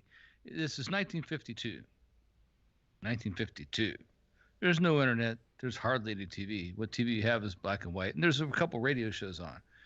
So it's a long way into the woods of rural Maine, right, to go have a seance. But the people who show up there are people like Arthur Young and his wife, Ruth Forbes Young, and Mary Bancroft, who was the mistress of Allen Dulles. And not only that, but she was a spy for Allen Dulles. But that's not even important when you really think about it, because she owned Dow Jones and the Wall Street Journal before it got sold to Rupert Murdoch. Her family owned that. She is the person who owned the Dow Jones and the Wall Street Journal. She's at that meeting. Marcella DuPont from the DuPont family was there. Alice Bouvier, whose real name's Astor, because you were married, her father died on the Titanic, right? She's from the Astor family. These are the people who were at that seance. He managed to get all those people out into rural Maine. Try getting people into rural Maine today, let alone in 1952. It was important to them. It was so important they kept going back, right? Because they had this contact with the 9. And the main thing that came out of that thing that really boggled my mind when I heard it was that they said they were extraterrestrial beings on this ship that circled the Earth. Very much like the Black Knight satellite, the whole idea of this thing. Not saying that's what it is. I'm just saying that's what they're talking about. It's in this other like suborbital, not suborbital, but orbit you wouldn't normally see, right, of transient objects, and that it's and they had a name for it too. And I've been looking and I can't find the name of it. Peter Levenda, I think, wrote the best summation of this, and I can't find that either all of a sudden. But it was named like Sentinel. It wasn't called Sentinel, but it was something like that. The ship had a name. Right? The ship was its own entity, by the way. That's what makes it kind of cool when you read this back. So what makes this really, really interesting, I mean, the Mary Bancroft tie-in with being the mistress of Alan Dulles at the time when MK Ultra was first getting started, at a time when the operations that were in progress were things like Operation Midnight Climax, and they were trying to use LSD to brainwash people. That's pretty significant, okay? But the one that really is interesting is the fact that Arthur Young and Arthur's wife, Ruth Forbes, their son married this girl, and they ended up settling in Irving, Texas. So this is 10 years later, right? And when they're at their house in Irving, Texas, they brought in this immigrant family who were just happened to need a place to stay. And it turned out that Ruth wanted to learn how to speak Russian, and the wife was a fluent Russian speaker because she was from Russia, and they had a newborn baby, and she felt pity on them and let them stay at their estate there in Irving, Texas. Well, the husband's name is Lee Harvey Oswald. The picture you see of him standing out front with the weapon in his hand, posing, is at that estate. Now, you have to ask yourself, what are the odds of that happening? What are the odds of that? Seriously. It's astronomical. It's astronomical. And it happens to tie into Mary Bancroft, who's, also at this seance, who happens to be the on the down low concubine of Alan Dulles. So there's a lot here. There really is a lot here. And we're coming up, getting close to the break, Epic. When we come back, we're going to get into the 9 a little bit more. A little bit more for Santa Claus. A little bit more for Santa Claus. A little bit more.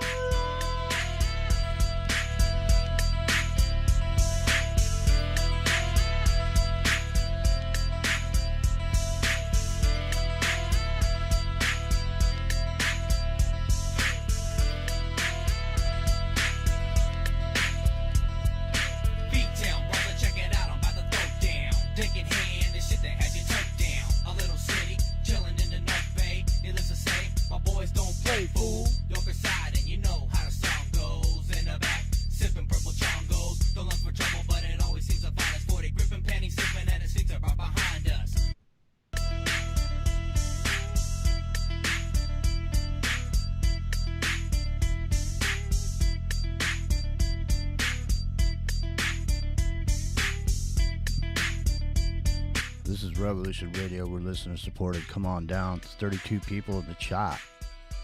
Chatting it up. Free speech is on the menu. It's into the microcosm. We'll be right back after some station messages. Come on down. Become a patron.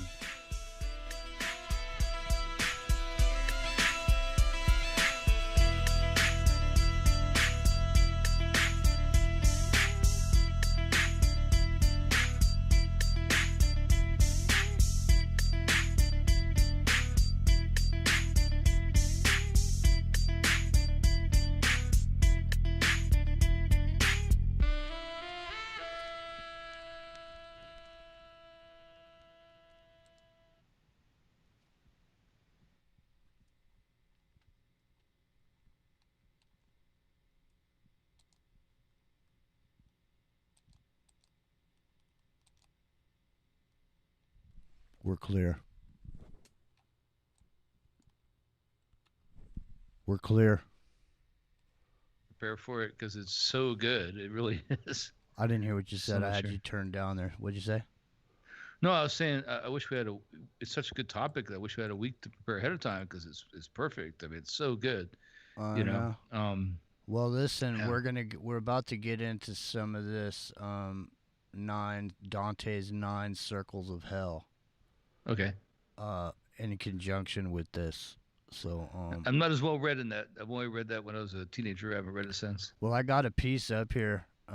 If you wanna take it, if you can read in your VR, I'll just give it to you, man, and you just take it away with the 9 circles of hell. All right, and me and Rio sit back and comment. All right, let me go prep myself then. See All that right. man about a horse real quick. Yeah, go ahead. Go ahead. I'll send this over to you.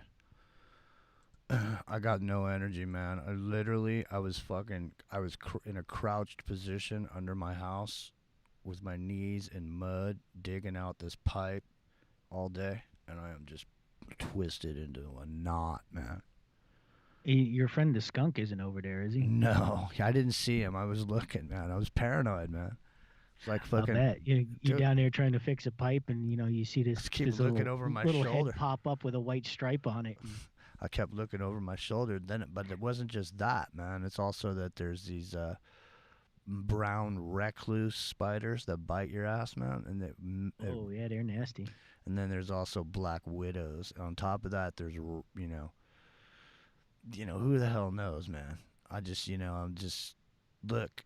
If I applied for a job and you hired me and I came there and you said, all right, first thing I want you to do, Jimmy, is jump up under that house and get up in there, I'd say, see you, man. Yeah. I wouldn't matter how much you were paying me, dude. I don't do residential. I mean, I've done commercial work my whole life just because I cannot fucking stand being under houses, man. I've crawled under people's houses when I was younger to get cable TV shit in. Like, you crawling around under somebody's house is like fucking 18 inches of space, and I was always the smallest dude on the crew. So they'd always fucking go, Jimmy, get in there. When I was young, I'd jump in there, man. As I got older, I said, fuck you, man, you get in there. Thankfully, I don't have to deal with the under the house space. Oh, here. you know what? Hang on. My basement goes all the way down to the ground, man. Hang on. Marriage of the Coyote Woman is what I want to hear. Hang on. Ooh, there you go. That's a good one. Marriage of the... hang on. It's funny. All these clocks are supposed to be synchronized, like your computer and the cable box and the phone and everything. And I'm looking at 3 different clocks, and I have 3 different times on them. I know. All right, we got to go back, Jack. Okay, we're on the last 30 minutes. I'll get that over to you, Epic. Just give me a minute. Got to get going. Here we go.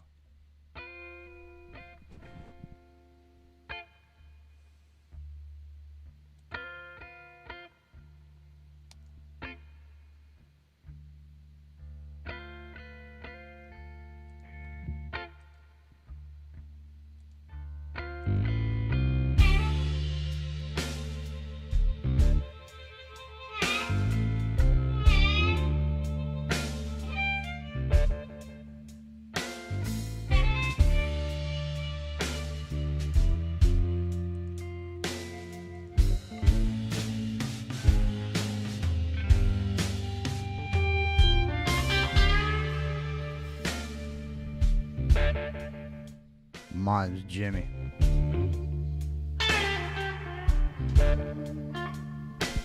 It's Revolution Radio. It's Into the Microcosm. The last 28 minutes. Talking about the 9. I never met a salesman like you before. Lines of the world just ripping us apart. Scratch ran out along the way. Think I got one more word left to say. I never met a salesman like you before. Lines of the world just ripping us apart. Scratch ran out nice and slow. Think I got one more mile left to go.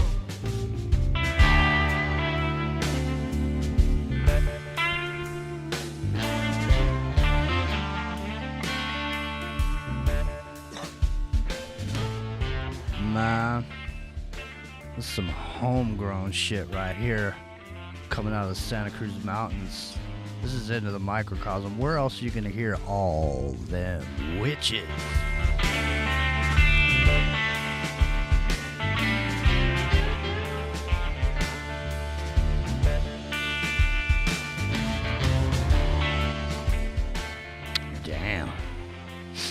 It's like a tasty piece of chicken or a frog leg dipped in honey sauce. Creamy goodness. Worst thing to do is to shut out all my pride. Come on down, become a patron, support free speech, 48 hours a day, the home of industrial strength information, ladies and gentlemen. Whatever you like, there's something here for you. And if you don't like it, don't worry. It's just like the weather. Change 2 hours from now. So it's about to change here in a minute. And Rio, you got some backwards speech on Miss Jill Biden. But before we get there, we got to get here. And where we're going is hell, ladies and gentlemen. The 9 gates, the circles of Dante's Inferno. That's right. All right, let's get into it. Epic Journeyman, are you there? Did you come back? I am here. Excellent. All right, well, listen. We have reverse speech. We have the week in reverse to get into. So we only have about 15 minutes to dip our toes into the 9 circles of hell. And I just passed them over to you, my man. I can try to read them really fast. You've got the comms, dude. You've got the comms. I got the comms, all right. Okay. No pressure. So the 9 circles of hell. What'd you say, Brio? I said I need about 90 seconds. I can do it. He only needs you can 90 do it because I got to refill my coffee. So. Not only that, but see, the thing is, at the end, if we get into the reverse speech, we can always run a little bit late, over on the channel. Stay tuned for Jer Bear over here on revolution.radio, freedomslips.com, coming up with Late Night with Jer Bear. Always an interesting and fun cornucopia of a discussion. Come on, let's get into the 9 circles of hell. Now, let me ask you a question before we get into it, before we jump into it. Has Dante's concept of hell been superimposed over the Bible? Is there anything remotely relating to this 9 circles of hell in the Bible? Not that I've ever seen. Okay, so I've never seen anything that really relates to that. It's just like some of the other things that a lot of like the third of angels who fell from heaven. That's not in the Bible. And a lot of people haven't read Dante's Inferno.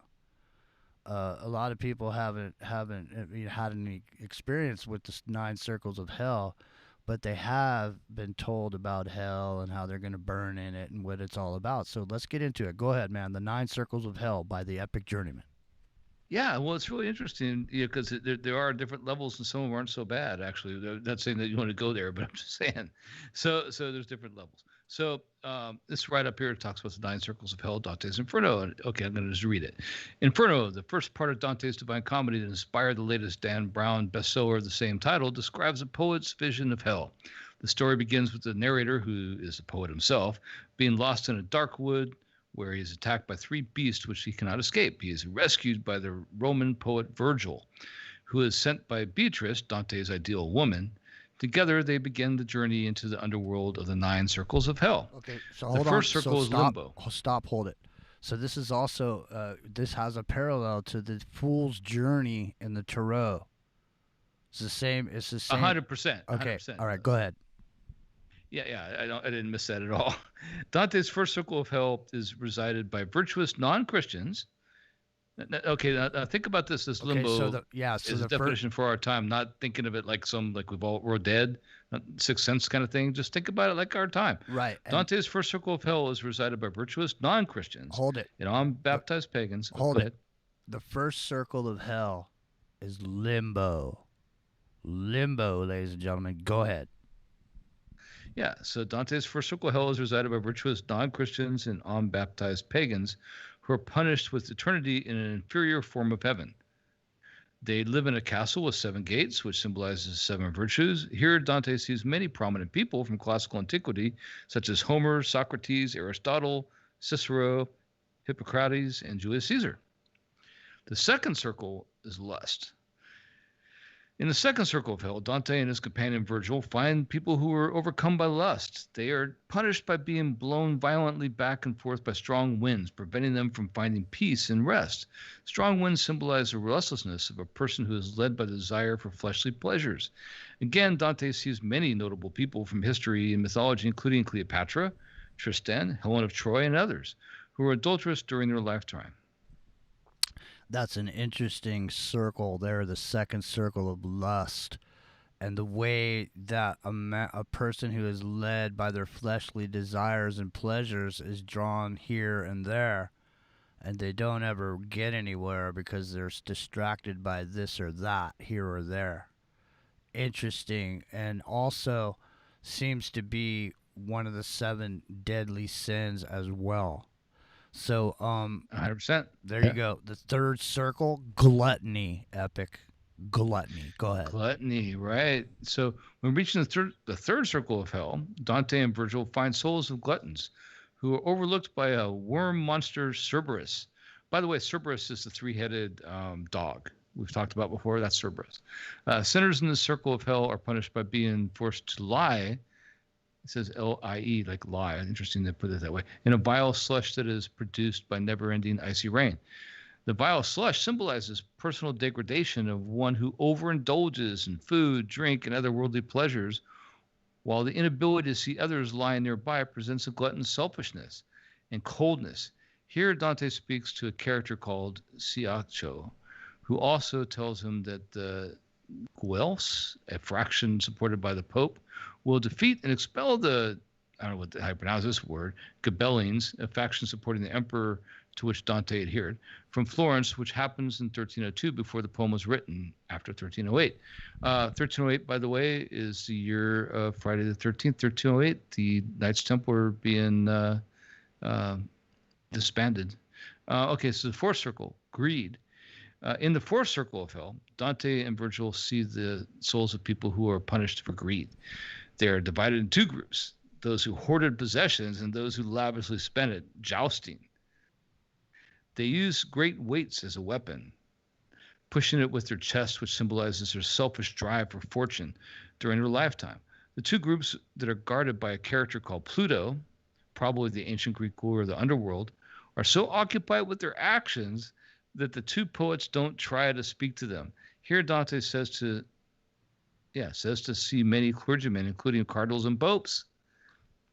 Well, that's interesting, isn't it? The weight of their conviction, that's a false conviction, right? I mean, greed. Jousting over it, arguing over it. Yeah, and greed, too, is another thing. Yeah. Greed. They're trying to hoard it onto themselves. It's like, you know what that's like in the modern terms? All the likes and upvotes you might get on social media. Yeah, fifth circle. The fifth circle's anger. Oh, we know that one. Anger. The fifth circle of hell is where the wrathful and sullen are punished for their sins. Transported in a boat by Phlegias, Dante and Virgil see the furious fighting each other on the surface of the river Styx, and the sullen gurgling beneath the surface of the water. Again, the punishment reflects the type of sin committed during their lifetime. While passing through, the poets are approached by Filippo Argente, a prominent Florentine politician who confiscated Dante's property after his expulsion from Florence. Seems like a little bit of, a little stab at somebody who wronged them there, one. But yeah, the sixth circle is heresy. This should be an interesting one. I don't really remember this one when I read it. When reaching the sixth circle of hell, Dante and Virgil see heretics who are condemned to eternity in flaming tombs. It's for heresy. Here, Dante talks with a couple of Florentines, Farinata degli Uberti and Cavalente de Cavalente. But he also sees other notable historical figures, including ancient Greek philosopher Epicurus, Holy Roman Emperor Frederick II, and that can't be true, and Pope Anastasius II. The latter, however, is, according to some modern scholars, condemned by Dante as a heretic by mistake. Instead, as some modern scholars, or some scholars argue, the poet probably meant the Byzantine Emperor Anastasius I. So the seventh circle of violence, ladies and gentlemen. Heresy, yeah. The seventh circle is violence. Violence. Well, there's where we're at right now, right? I know. And the this seventh is circle of hell Go ahead. Yeah, no, I was just gonna say this is important because this is an important one, and this is one I'm referencing, is because it's got the three circles as well, the 3 rings. So it's divided into 3 rings. Go ahead. Yeah, the 7th circle of hell is divided into 3 rings. The outer ring houses marauders and others who were violent to other people and property. Here, Dante sees Alexander the Great, disputed in parentheses, Dionysius I of Syracuse, Guy de Montfort, and many other notable historical and mythological figures, such as Centaurus. That's got to be the Centaurus, rather. It's got to be, sorry, it's an esoteric reference. Sank into a river of boiling blood and fire. In the middle ring, the poet sees suicides who have been turned into trees and bushes, which are fed upon by harpies. But he also sees profligates chased and torn to pieces by dogs. In the inner ring are blasphemers and sodomites, residing in a desert of burning sand and burning rain falling from the sky. Huh. Well, so that's sort of similar to what most people think about hell. That would be the one that pretty much that's the one, right? Like that. That's yeah. It's all about torture, basically. You screwed up, now you're gonna get this. Yeah. All right, we got 2 more. Hurry up, man. So the 8th circle, fraud. That's interesting. The 8th circle of hell is resided by the fraudulent. Excuse me. Just say that one time. The 8th circle of hell is resided by the fraudulent. Dante and Virgil reach it on the back of Geryon, a flying monster with different natures, just like the fraudulent. This circle of hell is divided into 10 bolgias, or stony ditches, which bridges between them. In Bolgia 1, Dante sees panderers and seducers. In Bolgia 2, he finds flatterers. After crossing the bridge to Bolgia 3, he and Virgil see those who are guilty of simony. I don't even know what that word means. Maybe I'm Me neither. Idiot. Go ahead. After crossing another bridge between the ditches to Bolgia 4, they find sorcerers and false prophets. In Bolgia 5 are housed corrupt politicians. In Bolgia 6 are hypocrites, and in the remaining 4, ditches. Dante finds hypocrites, Bolgia 7, thieves, Bolgia 7, evil counselors and advisors, Bolgia 8, divisive individuals, Bolgia 9, and various falsifiers such as alchemists, perjurers, and counterfeits, Bolgia 10. 8th circle of hell is frickin' American Congress right now. Well, not only that, too, and now and all these souls are down in these ditches, and there's bridges over the top, and you walk over the bridge and look down in there, and this is what he sees down in there. And he sees all these people, and you're exactly right. There you go. There is our political system right there. And that is the 8th circle, fraud, and it's got like a lion with a dragon on its back, and the lion has a man's face. So the 9th circle and the very final circle, epic. The 9th circle. The name of the Johnny Depp movie. Yes, the 9th circle of hell is divided into 4 rounds. 4 rounds. Treachery is the 9th circle. Treacheries. I'm sorry. 9th circle's treachery is right. Secret sorry, word. I was reading. The secret word is treachery. The secret word is treachery. You're correct, sir. $3,000. The 9th circle of hell is divided into 4 circles according to the seriousness of the sin. So all residents are frozen in an icy lake. Wasn't that interesting? You think of fire, right? They're in an icy lake. Those who committed more severe sin are deeper within the ice. They can't move, right? They're frozen. They can't move. Each of the 4 rounds is named after an individual who personifies the sin. Thus, round 1 is named Caina, after Cain. Oh, okay, Caina, who killed his brother Abel. Round 2 is named Antenora, after Antenor of Troy, who was Priam's counselor during the Trojan War. I remember that. Round 3 is named Ptolemea, after Ptolemy, son of Aberus. That's the Greek wars of Egypt, by the way. While round 4 is named after Judecca, after Judas Iscariot, the apostle who betrayed Jesus with a kiss. I'll make you crawl until your final thrill. Enjoy the ride, I'll plant my bitter seed. You kill yourself and I will watch you bleed.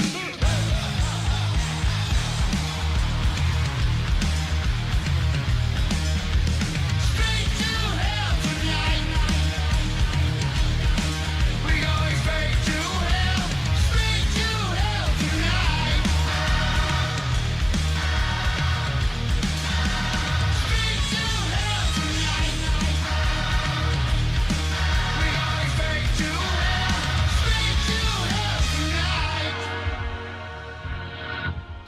microcosm. We just went into Dante's 9 circles of hell. Ozzy Osbourne, is he alive or is he dead?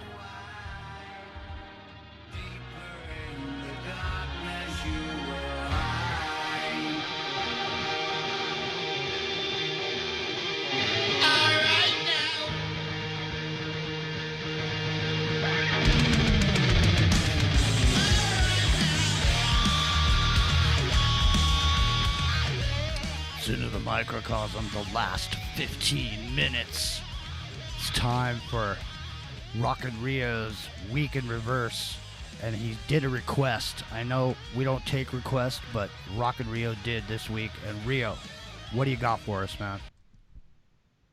All right. Well, I got an interview that Jill Biden did back in October, October 28th. So just before the election, she did this interview. And it's kind of an interesting one because the interviewer is also speaking backwards, and it appears the two of them don't like each other very much because there's like some snide comments back and forth between them in reverse. So actually, I'm gonna start with the interviewer. Her name is Kelly Dunn, and then I'll give you Jill Biden's responses and how they go back and forth. It's actually pretty interesting. And you know what we don't get to on the show here, we can continue on the YouTube stream later. So I'll just roll it. Yeah, and don't forget, stick around right here for Jer Bear coming up with the late night with Jer Bear. And but if some of this stuff runs long, so we don't want to hang you up. So stick around here for that. And if you know where to find us, go ahead. All right, so here we go. Here's the forward. How are you doing? Doing great, thank you. Thank you so much for spending a little time with us today. We appreciate it. All right, so now backwards, she's going to say, steady the ship. We will serve the master. We'll line it up. Serve downloads that we can't hear. And I'll do it a little bit slow here. Steady ship. We will serve the master. Line up, surf downless. We can't hear. Great, thank you. Thank you so much for spending a little time with us today. We appreciate it. Steady ship. We will serve the master. Line up, surf downless. We can't hear. Great, thank you. Thank you. Yeah, I can kind of hear it, but that's interesting because the downloads that we can't hear is something that I've been talking about, which is the subsonic harassment that happens, where you can be manipulated and overtaken by subsonic signals coming from devices. Go ahead. It's interesting. Go ahead. All right, so she's just said, thank you for your time being here, and then Jill Biden goes, "Oh, you're welcome." And backwards, she says, "Hurry up." Oh, you're welcome. Hurry up. Oh, you're welcome. Hurry up. And there's a couple spots like that in here too. Give me a second, and I'll queue up the next one.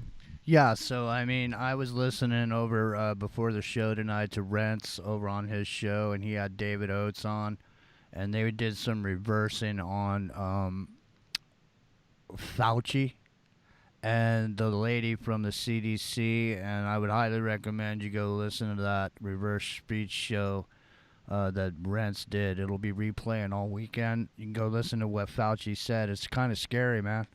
And I've never heard that. I've never heard the reverse speech guy before. Everything he's ever heard, I've never heard him like this. He literally he was afraid after he heard what he heard. Yeah, well, I've heard both of them, and actually I've heard even when Trump was talking about some of the vaccination stuff, that it's going to be the end of us kind of thing. And yeah. He's actually afraid of it, and he knows it wasn't ready. No. And not sure why he was pushing it if he knew it wasn't ready, but that's speculation there. You're not sure why? Yeah, of course okay, I'm sure. Go ahead. All right, so I'll run the forward and then I'll hit you the backwards on this one because this is interesting. She's talking about the Mossad here. What is it like being the wife of a candidate who's dodging those slings and arrows almost on a daily basis? What's it like for you? Well, it's hard when you hear somebody saying untruths about your spouse. All right, so I'll slow Jill down here. So absolutely no. Okay, so now here she's going to say, you see the Mossad, right-winger red states, they're running them. Yes, the Mossad, right-winger red states, they're running them. Well, it's hard when you hear somebody saying yes, the Mossad, right-winger red states, they're running them. Yeah, that's clear as a bell, man. The Mossad's running the red states. Okay, and now here's where the I just host want to point out the red flag references this week.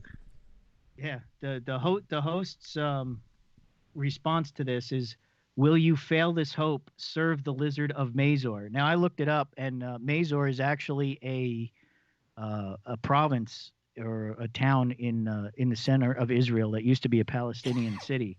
And then it says, "Iran is nil soon." Is it not?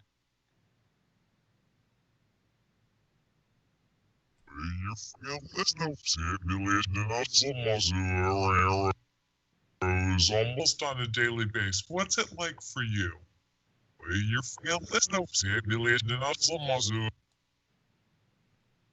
And this Nielsen is not dodging those slings and arrows. Here's the Iran is nil. And this Nielsen is not.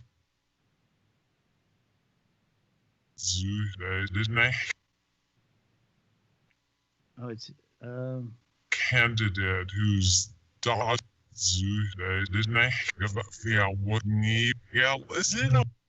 What is it like being the wife? It says, "What will we fear? Hell is in him." What is it? All right, and so now let me give me a second here, and I'll queue up the next one. Yeah, so these are pretty clear. The Lizard of Mazor. Bow down and service the throbbing tool of the Lizard of Mazor.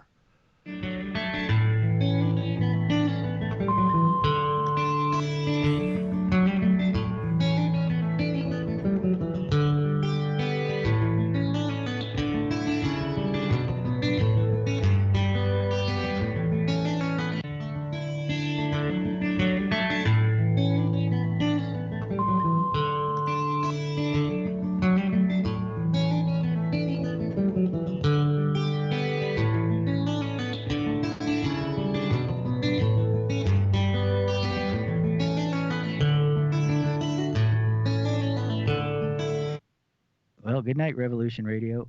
The last thing that was said before that music came on was bow down and slob on the throbbing member of the Lizard of Mazor. I know, that was perfect timing. That was great. That was. Oh, that was good, man. You couldn't have done that any better. No. Okay, so go ahead here. I got to go clean this up and say goodbye to everybody over there in the chat room and close this computer down, and I'll be right back. So go ahead, you guys. All right, well, what do you think, Epic? Are you going to finish up with this reverse speech, or are you done? Oh, yeah, I got more. Yeah, go ahead. I'm just, wondering what you guys think of this, because it's going to take me a second to go to. Oh, no, yeah, no problem. I mean, I swear to God, I mean, you should grab that Fauci thing and just do it live on here, because that stuff he says, man, You're probably gonna hear stuff that other dude doesn't even hear. Well, if you, why don't you see if you can find that video, or if I you don't. know where Yeah, it came from. I don't even know which one it is, but I'm sure if you could grab Fauci about whatever recent thing he's doing, I'm sure that's it. But let me take care of business over here first, okay? And then I'll do that while you're doing this and finishing up with this. And if you feel like doing it, we'll dick around for a little while longer. And then you got to get going. So here you go. Go ahead. All right, this is the right. Let's just cue it up. I mean, we'll follow up like we were talking about earlier. The idea of the 9, we barely scratched the surface of that. There's so much there. There's so much there. Like it is one of the most significant events, if not in American history, certainly, maybe ever. It is so huge. But we don't get a chance to really talk about it in the context it should be. And we need to start because they're starting to scrub that stuff from the internet. Like Peter Levenda has most of the stuff, that you might still be able to find, but even his stuff is getting scrubbed. And why is that? It used to be all kinds of stuff out there, and now you find like stuff from 2005. You go really roll back, you know what I mean? So, and why? Because it's important, because it's showing the connections there, I think. So, yeah, it is a really big subject, and it deserves a lot more attention than I think even the people in alternative media who really try to focus on it have given it. It's huge, So yeah, and this reverse speech thing I think is really cool. you got that one with the lizard guys. That's pretty cool. Yeah, well, like I said, it's interesting because these two are quibbling back and forth, in the subconscious or in the reverse. There's a few times in this whole interview that they do that. In the beginning she says, hurry up. There's another very interesting coming up where the host in reverse calls. He says you're an awful whore. So it's kind of fascinating, that Awesome. they apparently don't like each other very much.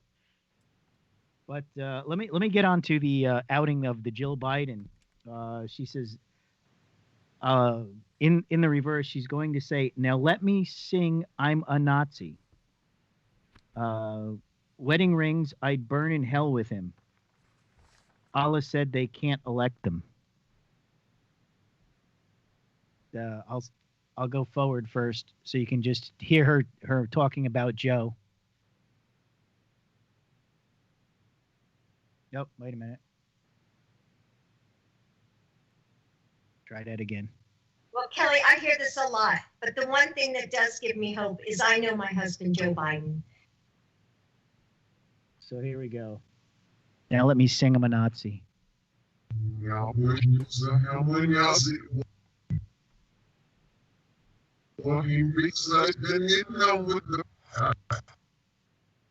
But the one thing that does give me hope is I know my husband, Joe Biden. But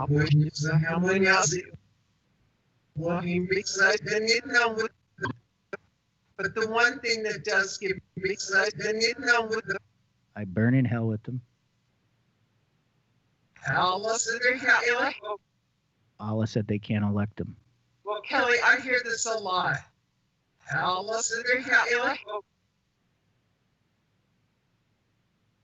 And then give me a second here, and I'm going to get to the next reply.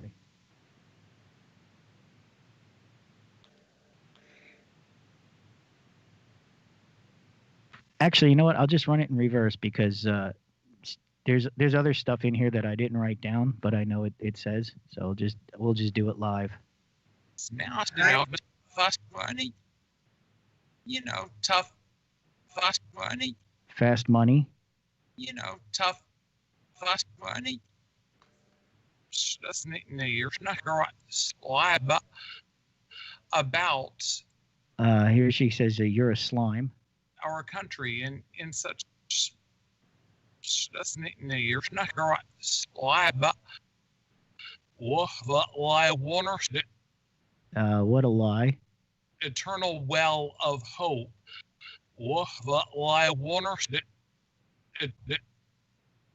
Eternal well.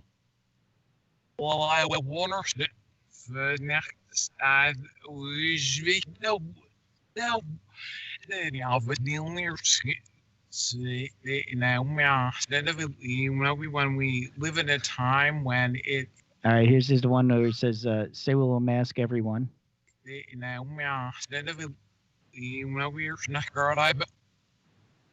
About our country when it says the mask we live in it. Here's our crime.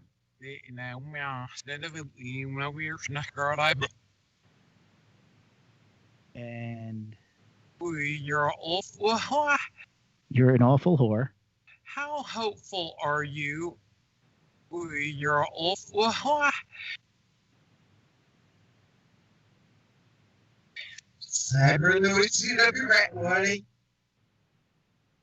Was is made that search get out. Yes, I'm gonna bash you again with this crime. Okay, so here she says, "Yes, I'm gonna bash you again with this crime." But parents are doing a good job, but I must say, yes, I'm gonna bash you again with this crime.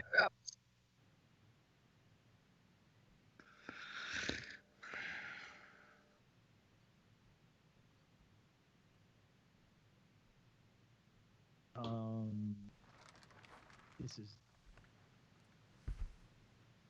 Y'all still there? Y'all sleeping? No, I'm listening. I'm listening. I'm following the chat too.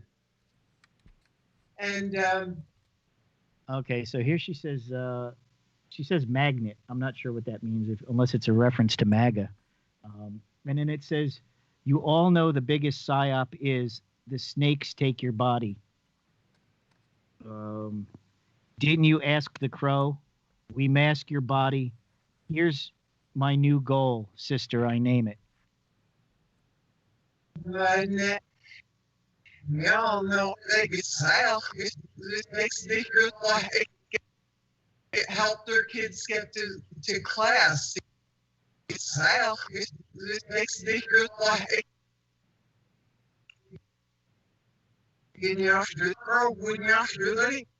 That's the "Didn't you ask the crow? We'd mask your body." You know, they're trying to work. They're trying to,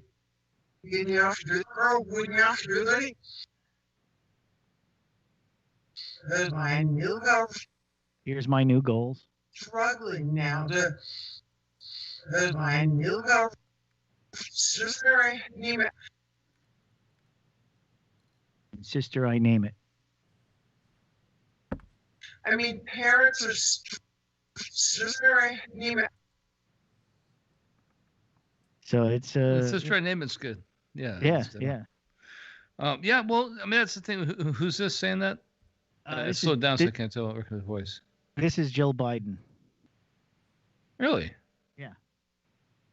It was actually hard to find something on her because most of the interviews she's done lately have been with Joe sitting next to her, and the focus is on him, and she gets to make a little statement about being the teacher, or she likes to do this or has her little crafts. But this was an actual interview with her. Have you done a breakdown of when Joe Biden stutters? Because he stutters, right? And so, I know that in Charlie Manson's case, he does a click click click thing before he talks backwards. So I'm wondering if the stutter is like a cue, just like it is with Charlie Manson. Well, I think it is for some people, and I do think it is for Joe, because when it's almost like he hits a loop, kind of like it. You can see it in his face too, like he's. It's got the pause. Yeah, like is the pause intentional or is it an accident?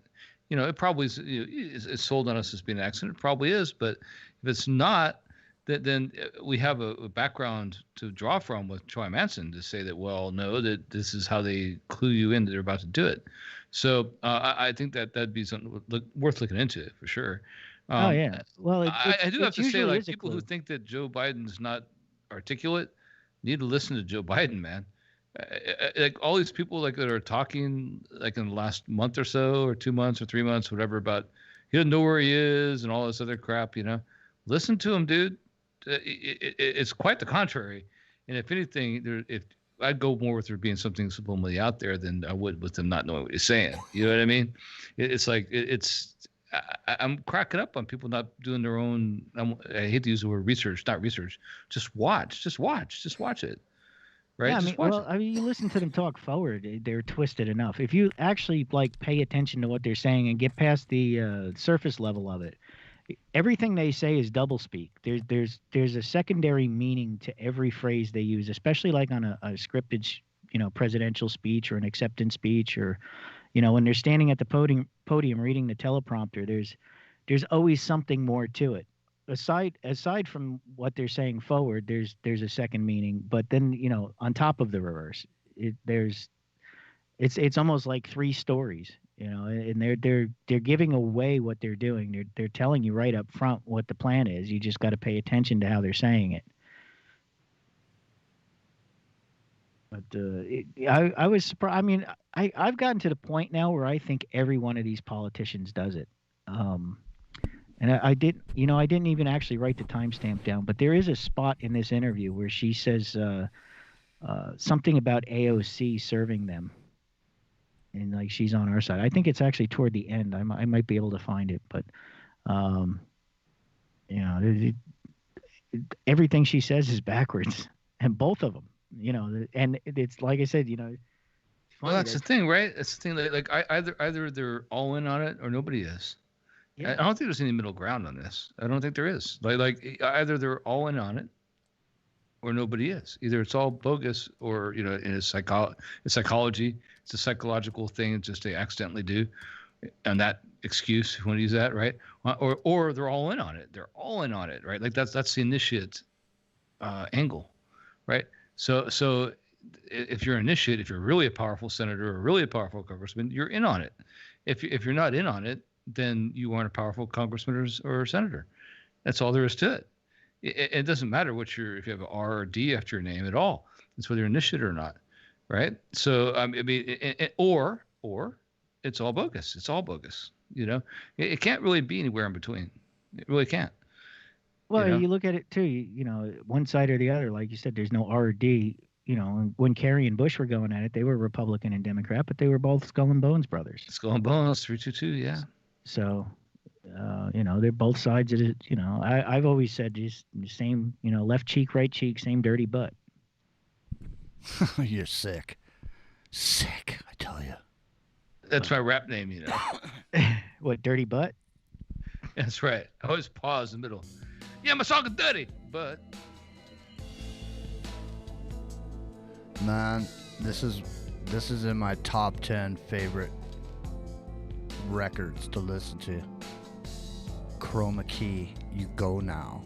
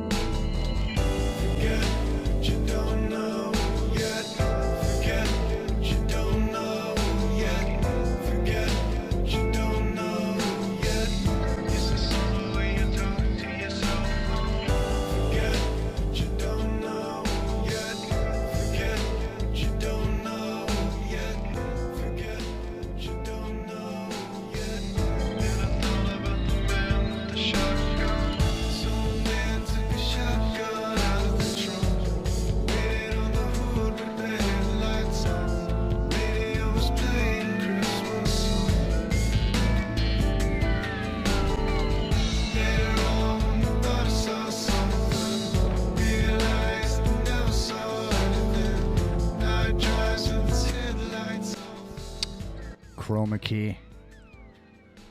Man, this powder-faced little wimp that can't cook his own food getting burgers from his mommy makes me sick every time I see that commercial. This dude's like 28 years old, man. Fucking dude, cook a burger for yourself. What the fuck? What's Yeah, wrong? not one of them. Grill, come on. What's not one wrong of with them people, fake- man? Fake GMO veggie burgers either. You got to have some real meat. I know. Get some dead cow, man. It's all about the Do dead you know how cow. evil that freaking Impossible Burger is? Does anybody really know how bad it is? I looked into that. That is like some serious, not just GMO crap. No, it's worse than that. It is like optogenetic freaking delivery system bullshit, dude. Dude. No, you do not want to freaking eat that thing. No Dude. freaking way. There's no real food in that at all. How can you have any meat if you haven't eaten your pudding, homie? Okay, you can't have any That's meat right. if you don't eat your pudding. That's just the bottom line. How could you have any pudding if you don't eat your meat? That's right. That's right. And don't ever say, "Please, sir, can I have some more?" Whatever No, you it's- do. Thank you, sir. May I have another? All right, so should we? Are you feeling froggy? Well, you want to get on to Fauci? I don't know if you're. Well, I do want to know like what you guys think and the audience thinks about this, because I don't know if it's true, and if it was ever had anything to prove it's true. But there was an article that came out last year in mid-year, like somewhere in the summer, that the Impossible Burger has 10,000 times the female hormones that you would eat in anything else. Yeah, I've heard that too. Yeah. So is it true? I looked into it. I couldn't find Well, anything one way or the other.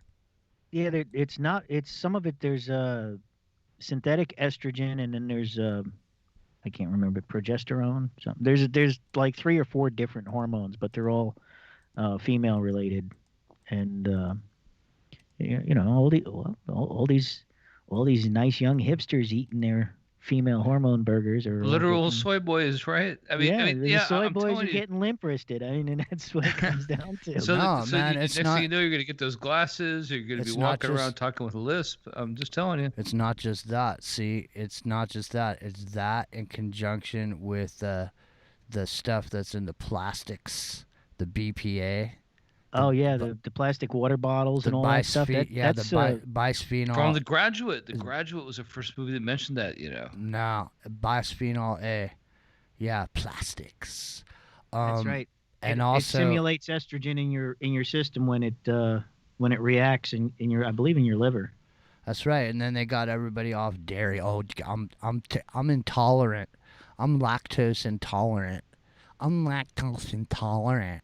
So people started drinking soy milk and shit. So combine the BPA, the soy milk, and the hormone ingested burger, and there you have yourself a beta male, the alpha male. Straight out of Huxley. Yeah, straight out of Huxley. Yeah. Did you know that there's nothing in GMO soy, nothing that's natural, not one thing. I mean, not one thing. I mean, it goes with the territory saying it's GMO, but no, I mean, there's nothing about it that's natural. So what makes you completely lactose fabricated. intolerant, man? You drink some glass of milk and you fart. I mean, I think it's necessary and you know, healthy for a person to, you know, relieve themselves of some gas if they have it. You know, I don't find that to be a disorder. I just feel like you need to break it to Andrew Dice Clay. Hey, I had a part there, you know. It's crazy, man. It's absolutely insane. Okay, do you guys want to dig into Fauci or not? If you do, Yeah, I'll do it. Well, there's a song in there somewhere, Dig into Fauci. Yeah. Well, I'll go get Fauci. I'll go dig him up out of the dirt over here, out of the 9 circles of hell. Let's see. Oh, Bill Gates warns there's a next pandemic coming after COVID-19 and how to stop it. I bet you that's got something good in it too.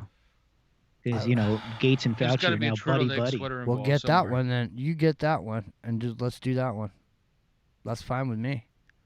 He's gonna tell us what's up. I got a song to go into it right now, and then we'll be ready to roll. You want to get it? Yeah, I'm getting- on the download right now. You're getting it as we speak. Here's this slack-jaw fool again with his green army shirt stained. Another great band name, by the way. Playing his video games and getting his bag of chow out of the refrigerator like Mom just delivered it fresh. Mom's Jimmy, it's into the microcosm after hours. You know where the party's at, man. We don't have to tell you. We don't have a sign out front that says into the microcosm. It's just a door, and you gotta know which one it is. It's the Speakeasy After Hours Party. In reverse with Rockin' Rio, Epic Journeyman, and myself. I'm barely here. I'm a husk of my normal self, but I'm gonna tough it out because that's the kind of brother I am.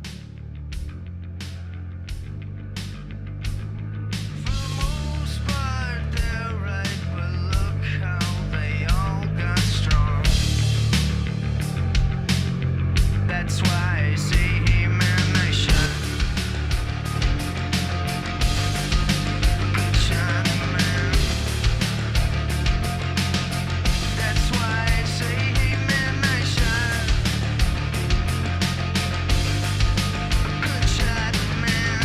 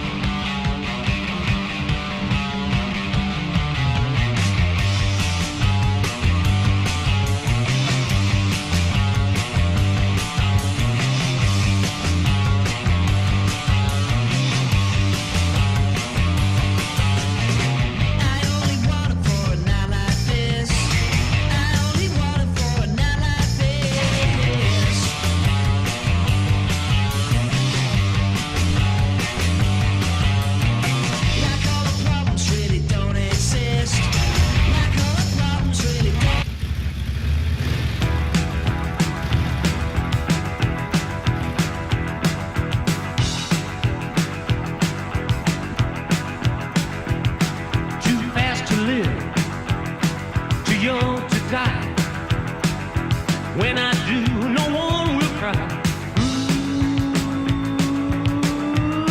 Ooh, man, that won't hurt me.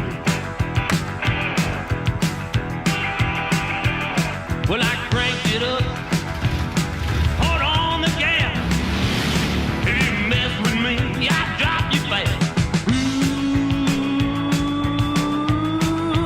man, you can't catch me.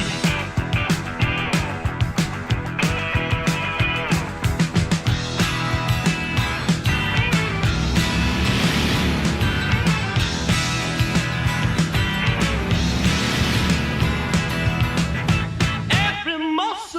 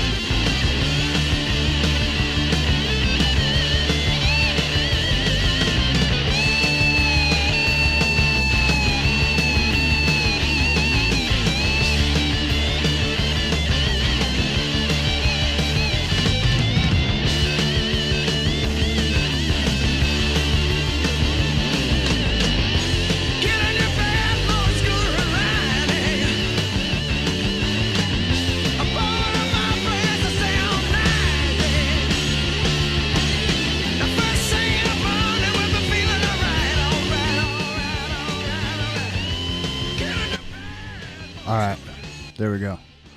All right. I gave you a little bit of entertainment. That's the local 81 Daly City guys going on a run. You can find their channel.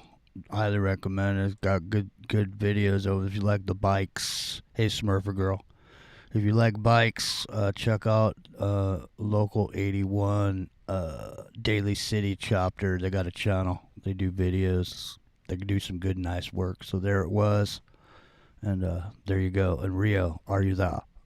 I am. Excellent. Have you sussed out? I have some stuff. Have you sussed the devil? It didn't take long to find the evil. I'm sure it doctor. didn't. All right. Well, listen. Let me just sit back in my chair with my cup of Joe and chat with the chatters in the chat room while you lay us on it. Lay it on me.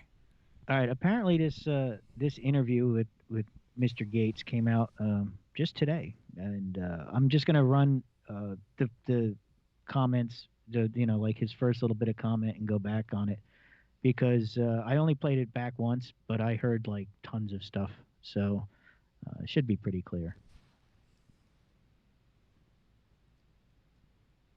Great to talk to you. The Bill and Melinda Gates Foundation's annual letter has now just come out. You both write about how this pandemic, in your view, will be as defining as World War II. What are the key steps to take right now? Well, we have to do two things at once. We have to bring this epidemic to an end, primarily by getting the vaccine out in large numbers to the entire world. And we have to make sure that we're ready because there will be another pandemic. And there's so many lessons about how we weren't prepared, how we should have handled things differently. And, when that's clearly in our mind, those investments need to be made. All right, so he's already talking about what's coming next. The next pandemic's going to be even worse. That's why we got to get everybody vaccinated now, right? So let's see what let's see what the little creepy Bill has to say backwards here. I'll slow him down a little bit so he can hear it. Yeah, maybe the upside. This is what those investments need to be made.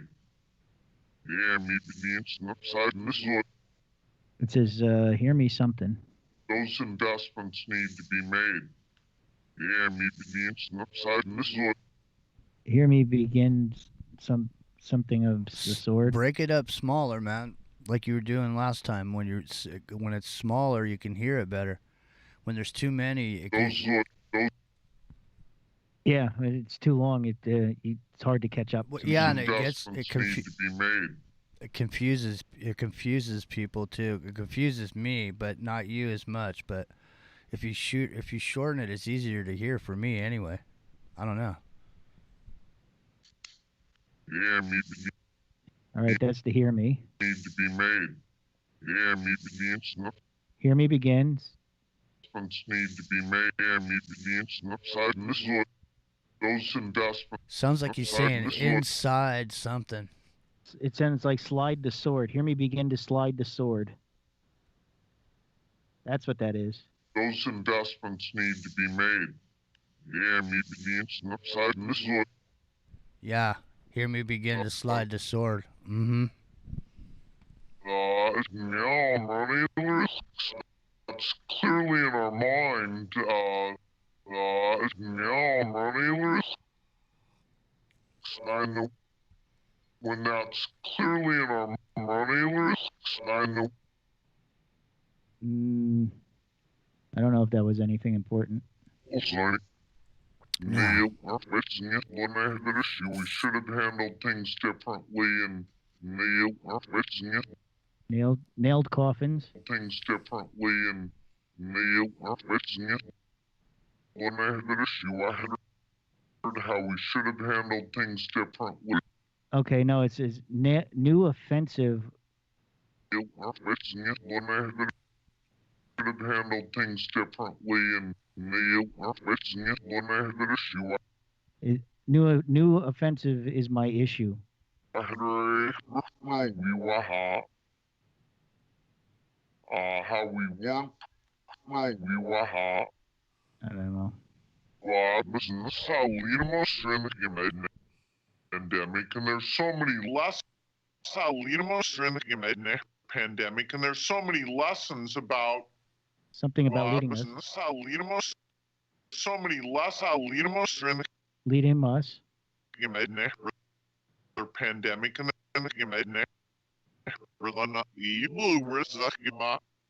Oh, I'm not evil. We're succubi. Haha, that was pretty clear. because there will be I'm not evil. I'm a succubi. Oh, that's great. Whoa, man. 333.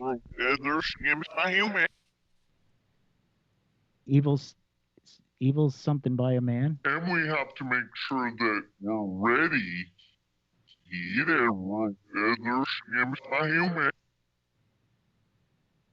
And we have to make sure that we're ready. Be there where. Make sure that Reverse him. and we have to make him Reverse him, make him by human. That's what that and is. we have to make sure that ready.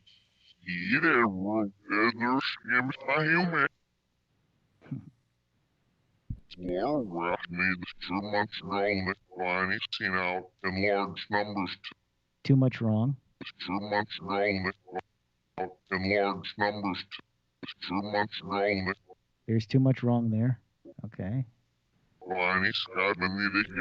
Are you writing this? By getting the vaccine out. Are you getting the vaccine out, and backwards he says, "We will stab you." Are you writing this down as you find it, and then you can read it all together at one piece at the end? I'm just doing this live right now. Yeah, no. You got a piece of paper, a pencil, and a piece of paper. You could just write it down as you go, and then at the end you just read it off. Because there might be like this whole sentence that comes out of all this shit backwards. Because this is all really telling, man. What he's saying. Go ahead. I'm sorry. I didn't mean to interrupt you. Let's see. Primarily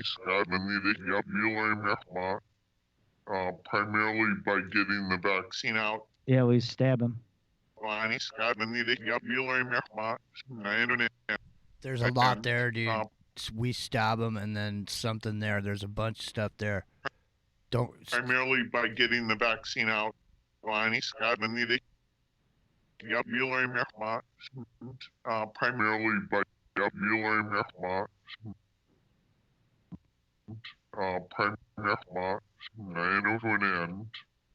I heard make bots. Primarily by getting the vaccine out. Epic, you got any thought on that one? Yeah, I thought I heard that too, Epic. Go ahead. Is he there? I don't know. Maybe he stepped off for a minute. He might have. I thought I heard something about we make bots. Yep, that's what I heard too. Yeah, go ahead.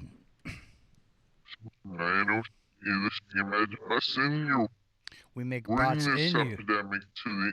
Something about put us in you. He said we make bots. We must put this in you. Yeah. Hey, Jer. There's Jerry over there. Jer Bear's over here in our chat. What's up, Jer? How come you're over here? Hey, Jer. Anyways, go ahead. So start over, man. Bring this epidemic to an end. All right, here we go with this one. We must put this in you. We have to do two things at once. We have to.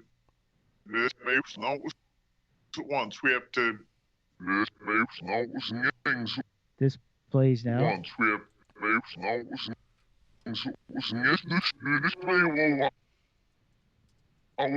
to display. We have to do two. To display the law. We have to put this in you to display the law. These guys keep referring to the law. I know, man. And, I don't think it's the law like, no. You shouldn't speed kind of law. Okay, listen. Stop right there and then go back to the very beginning of it. The very beginning when you start from where you started. And let's run through again one more time and just jot down real quick as we're going through it. Just jot it down. And then when we get to the end, we get to this point again. Read it out up to that point, because there's a whole bunch of shit in there, man. There's like that bot area. There's like in that one area, there's a whole bunch of stuff, but it's going by way too fast. So, yeah, it's amazing how much you can pack in, and this is less than a minute of his actual talking, and it is a 20-minute interview. So I mean, you could do this all day long. You know, there's just so much stuff that these guys like say back. It's amazing. All right, It well, really let's try. Let's go back. All right, I'm ready. It wasn't that far. It's not that much. So we're here. Hold on. Gotta restart the queue here. I don't know where Epic went. Epic Journeyman, oil up.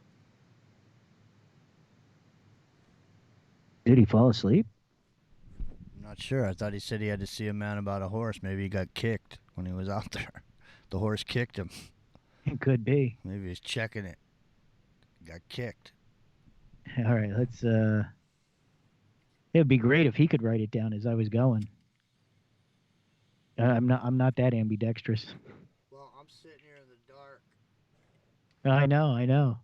That's all right. We'll take it slow here. All right, well, just try to remember it. We used to buy an accident on wakes on a scale of 1 to 10, and how about the U.S.? So we used to buy an accident on wakes on a says there was either one. And that's kind of the review. We can be ready for the next epidemic. How ready was the world for this, say on a scale of 1 to 10, and how about the U.S.? Oh, okay. So this is actually a little. I think I went a little farther than I started before. So we used to buy an accident on wakes on a say on a scale of 1 to 10, and how about the U.S.? All right. So it's the guy's question is, say he's the one. We used to buy an accident 10, and how about the U.S.? So we used to buy an accident on wakes on a The nasty that works in us. Says there for this. Says there for this. Says there Laura Woodsell was the world. Laura Woodsell Laura was out. Was the world. Laura Woodsell either one. And that's kind of either review. We can be ready. Either review. Be there we with you. We can be ready. Either review. Am I hearing Epic? I thought I heard somebody say, "Are you there?" like 3 times. That was weird. Maybe it was in the reverse speech. It says, it says, "Are you ready?" And it says, "Be there we with you" in reverse. We can be ready. Either review. One, excuse me. If we start now. One, excuse me. If we start now, one, excuse me. Wine God seals it.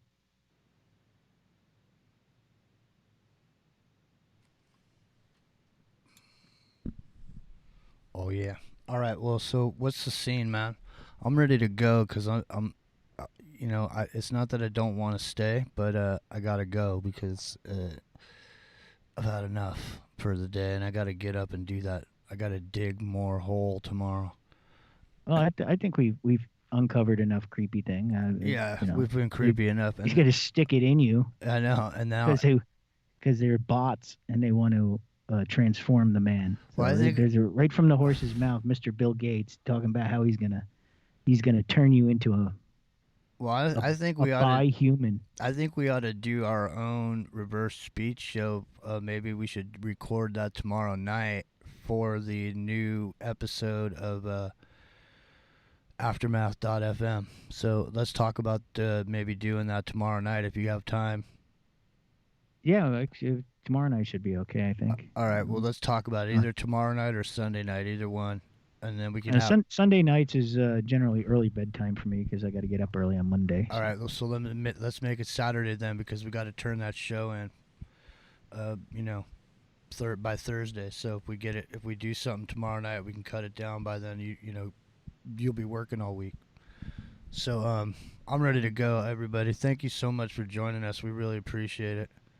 And stay tuned. I don't know. I'm tired. I'm out of it. Yeah, I'm gonna be doing an RH Negative show with Algo on Sunday, but that's cool. Yeah, that doesn't have anything to do with this here. So yeah. Well, it might, because maybe the vaccine doesn't affect the RH people. I'm sure it doesn't. Anyways, I mean, I don't know if the vaccine affects anybody, but I don't think the other thing does. I'd be surprised. Anyways, thanks a lot, you guys. Appreciate it. We're about to head on out, and here we go. Thank you so much. I hear the rolling thunder. It is the rolling thunder of the most evil man in rock and roll. You don't ever want to make a mistake if you're on stage with this dude. He will kick your ass after the show. If you make a mistake, he will kick your ass. Seriously. Lance says somebody wake up Epic and tell him to go to bed. I think Epic passed out from being so tired. He was Epic. It was a big Epic episode.